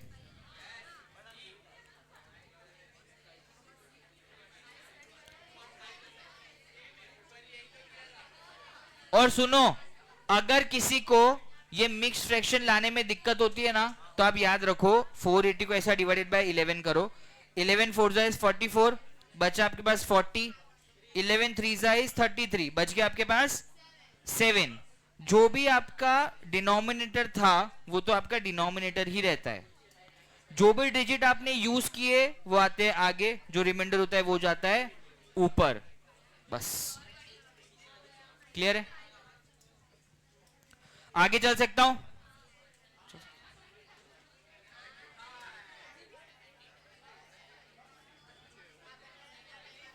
प्लीज क्वेश्चन 76 कीजिए। At 3:40 the hour hand and the minute hand of a clock form an angle of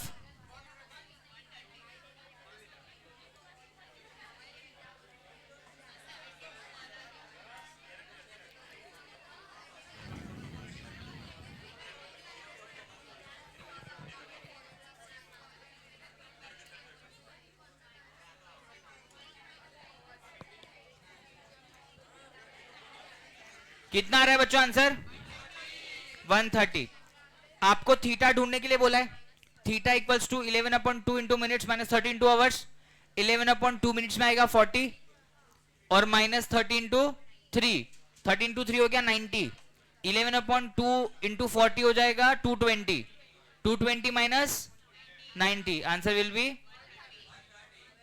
तो theta is 130। जिनको नहीं आ रहा, 340 आपको टाइम दिया हुआ था, फॉर्मूला हमारा 11/2 into minutes minus 30 into hours. 11/2 minute यहाँ पे दिया है 40 माइनस 30 इंटू आवर दिया है 3, आंसर आ गया 11/2 इंटू यहाँ पे 40 दिया था, इसको कट करके 20 करो माइनस 90 करो। 11 into 20 is 220 minus 90, answer is 130। यहां तक क्लियर है सब? किसी को डाउट? बढ़िया। क्वेश्चन नंबर 72 पे आ जाओ।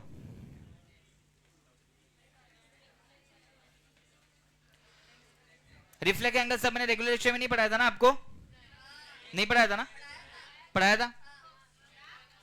रिफ्लेक्स एंगल पढ़ाया था मैंने। देखो,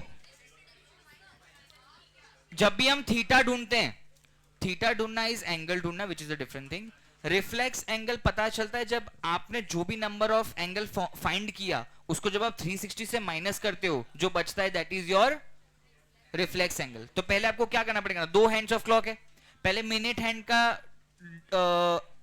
डिस्टेंस ट्रैवल ढूंढो, फिर आप आवर हैंड का डिस्टेंस ट्रैवल ढूंढो, दोनों को माइनस करो तो आपको एक एंगल मिलेगा। आपको एक एंगल मिलेगा, उस एंगल को आप 360 से माइनस करोगे तो आपको रिफ्लेक्स एंगल मिलेगा। तो आप यहां पे देखो, आपको टाइम दिया है 10:25। अगर मैं मिनट हैंड का ढूंढना चाहूं तो मिनट हैंड 25 मिनट घुमा 10 बजने के बाद, 25 मिनट का डिस्टेंस ट्रैवल कितना होगा उसका? 150, क्योंकि 1 मिनट में 6 डिग्री, तो 25 मिनट में 150 डिग्री। मिनट हैंड का खत्म। आवर हैंड की बात करूं, 10 आवर और 25 मिनट, इसको मिनट में कन्वर्ट करो, कितना होगा? 60 + 25, 85 मिनट्स। 85 मिनट्स, 1 मिनट में कितना? नहीं नहीं नहीं नहीं, अरे बच्चों, 1 घंटे में 60, तो 10 घंटे में 600, 600 + 25, 625। 1 आवर में, 1 मिनट में अगर 0.5, तो 625 में आधा करो, 322.5। अब अगर मुझे रिफ्लेक्स एंगल ढूंढना है, पहले 325 माइनस 150 करो, कितना बचता है? 322 माइनस 150, 312 आ रहा है। 312.5 माइनस 150,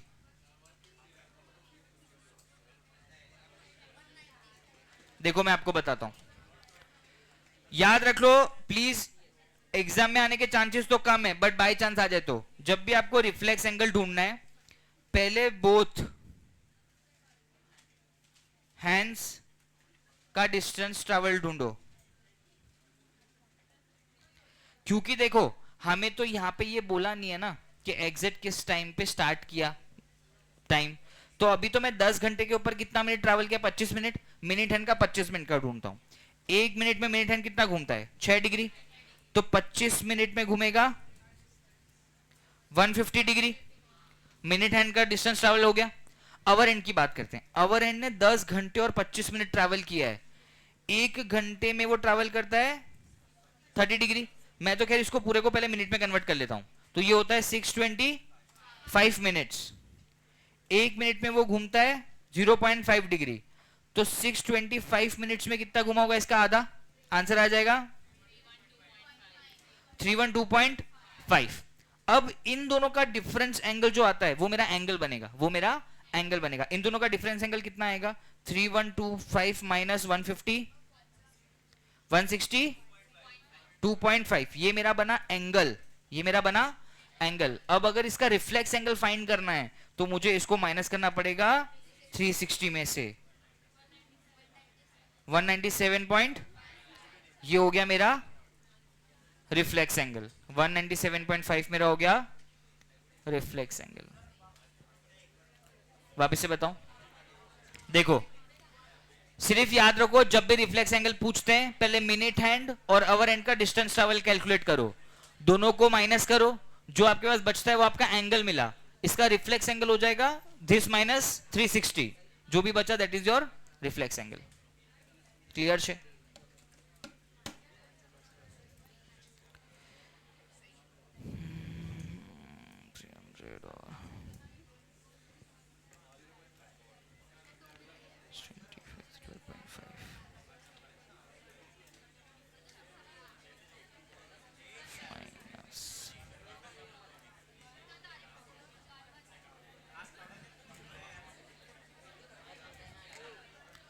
देखो एक और चीज समझा देता हूं।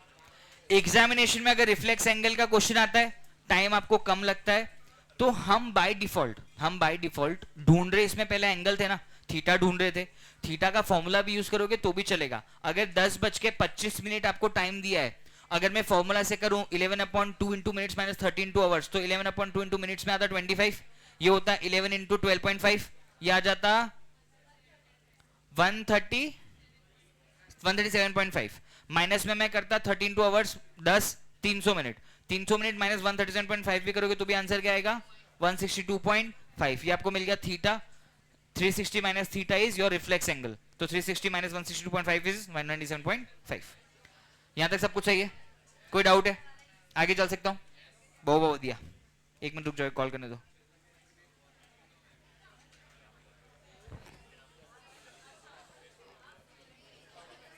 मजा आ रहा है? हाँ मामा बोले, मेरा कुछ उनका बनाना। हाँ ले लो, कोई बात नहीं। वो ब्लीडिंग वाली लेनी है, सुबह ली थी ब्लीडिंग वाली, ग्रीन वाली नहीं, सुबह एक ब्लीडिंग वाली लेनी थी, वो ली थी।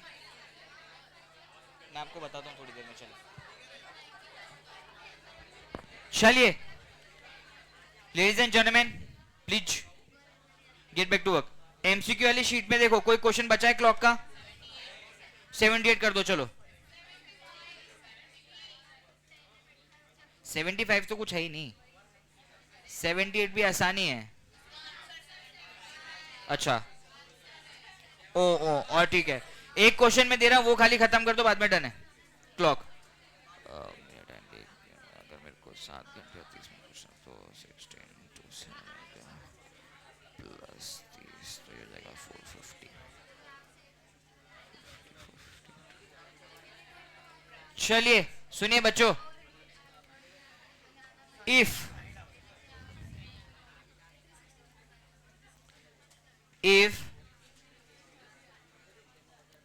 minute hand has traveled 27700 degree, then in same time how much will the other hand will travel?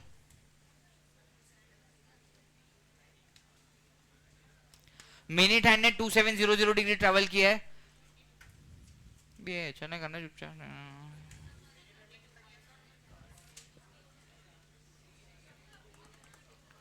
ओ ओ ओ ओ बेटा जी, ओ बाबू जी, किस्मत की हवा। 22.5 मैं मुक्का मार दूंगा। खुद ही सोच कैसे होगा। 22.5 का मतलब हो गया, आप कहना चाहते हो 1 घंटे से भी कम ट्रेवल किया है और हैंड ने।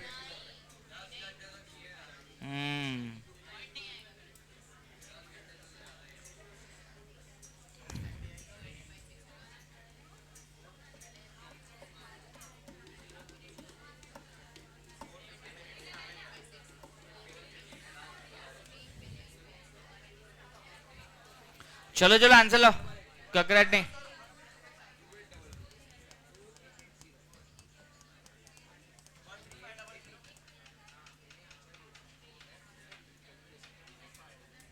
બે 5 2 મિનિટ પછી 5 મિનિટ।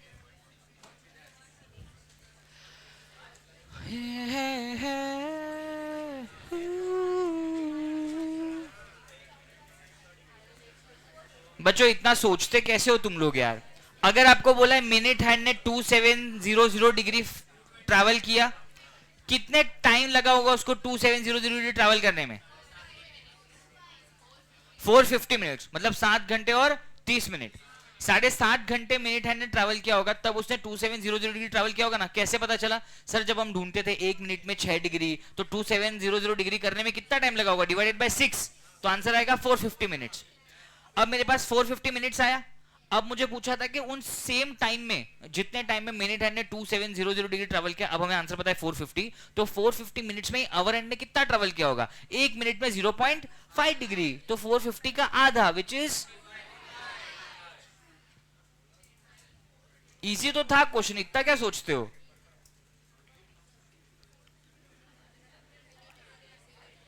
समझ आया बच्चों? यहां तक क्लियर है? पक्का? किसी को डाउट है क्लॉक में तो अभी हैंड रेस करके बता दो। मुझे नहीं है। चलो, तो क्लॉक का कंसेप्ट भी हमारा हो गया खत्म। आपको डाउट है? किसमें डाउट है? 77 में डाउट है?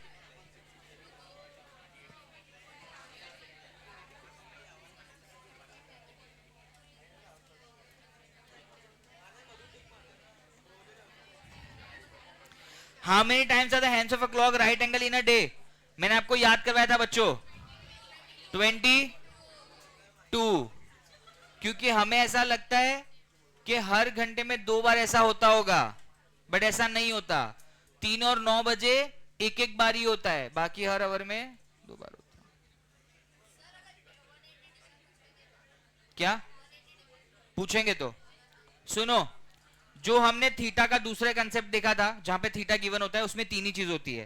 पहला, या तो आपको बोलेंगे कि राइट एंगल है, या आपको बोल देंगे परपेंडिकुलर है। उसका मतलब क्या हो गया? 90 डिग्री दिया हुआ है, 30 मतलब आपका थीटा। दूसरा आपको बोलेंगे कि दोनों हैंड्स स्ट्रेट लाइन में है, लेकिन अपोजिट डायरेक्शन में है, मतलब एक ऐसे एक ऐसे, तो क्या हो गया?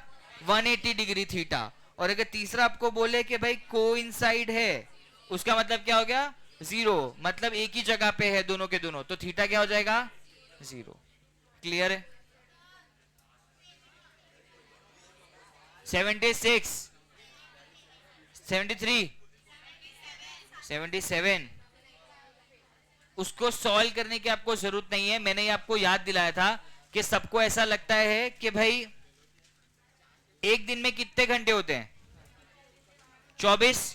24 घंटे होते हैं ना। आपको लगता है कि भाई हर एक घंटे में एक राइट एंगल तो फॉर्म होता होगा, तो 24 राइट एंगल फॉर्म होंगे, बट ऐसा नहीं होता। कहो कहो। हाँ ठीक है, 5 मिनट में छोड़ता हूं। सुनो बच्चों, इसके कैलकुलेशन में मत जाओ, क्योंकि इक्वेशन इतना बड़ा है, आपसे होगा नहीं। आपको सिर्फ ये याद रखना है कि 24 घंटे में अगर पूछे तो 22, और अगर 12 घंटे में पूछे तो 11।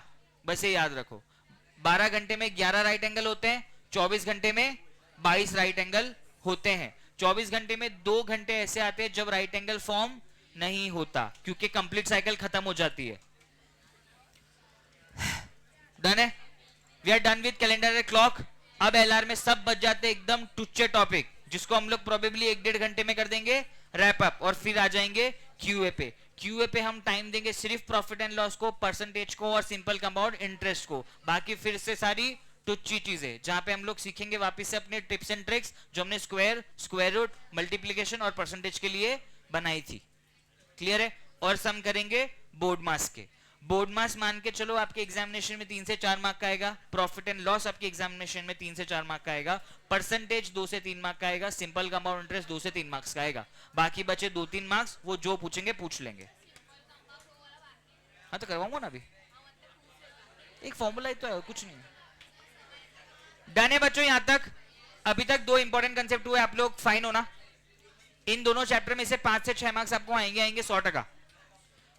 भूख लगी है? झूठे। भूख तो तुम्हें 24/7 लगती है। देखो बच्चों, ऑनेस्टली 1:10 हुआ है। मैं ये नहीं कह रहा कि 5 मिनट में खाना खाओ, आराम से खाना खाओ, बट बहुत ज्यादा टाइम लेना। बाय 1:30 1:40 हम लोग वापस ऊपर आके मिलते हैं, है ना? वापस से स्टार्ट करते हैं। ऐसा नहीं कि आप 1 घंटा खाने में लगा दो, ये मत करो।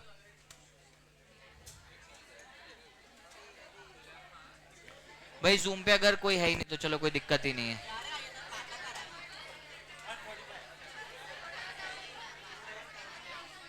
145 मिलता है।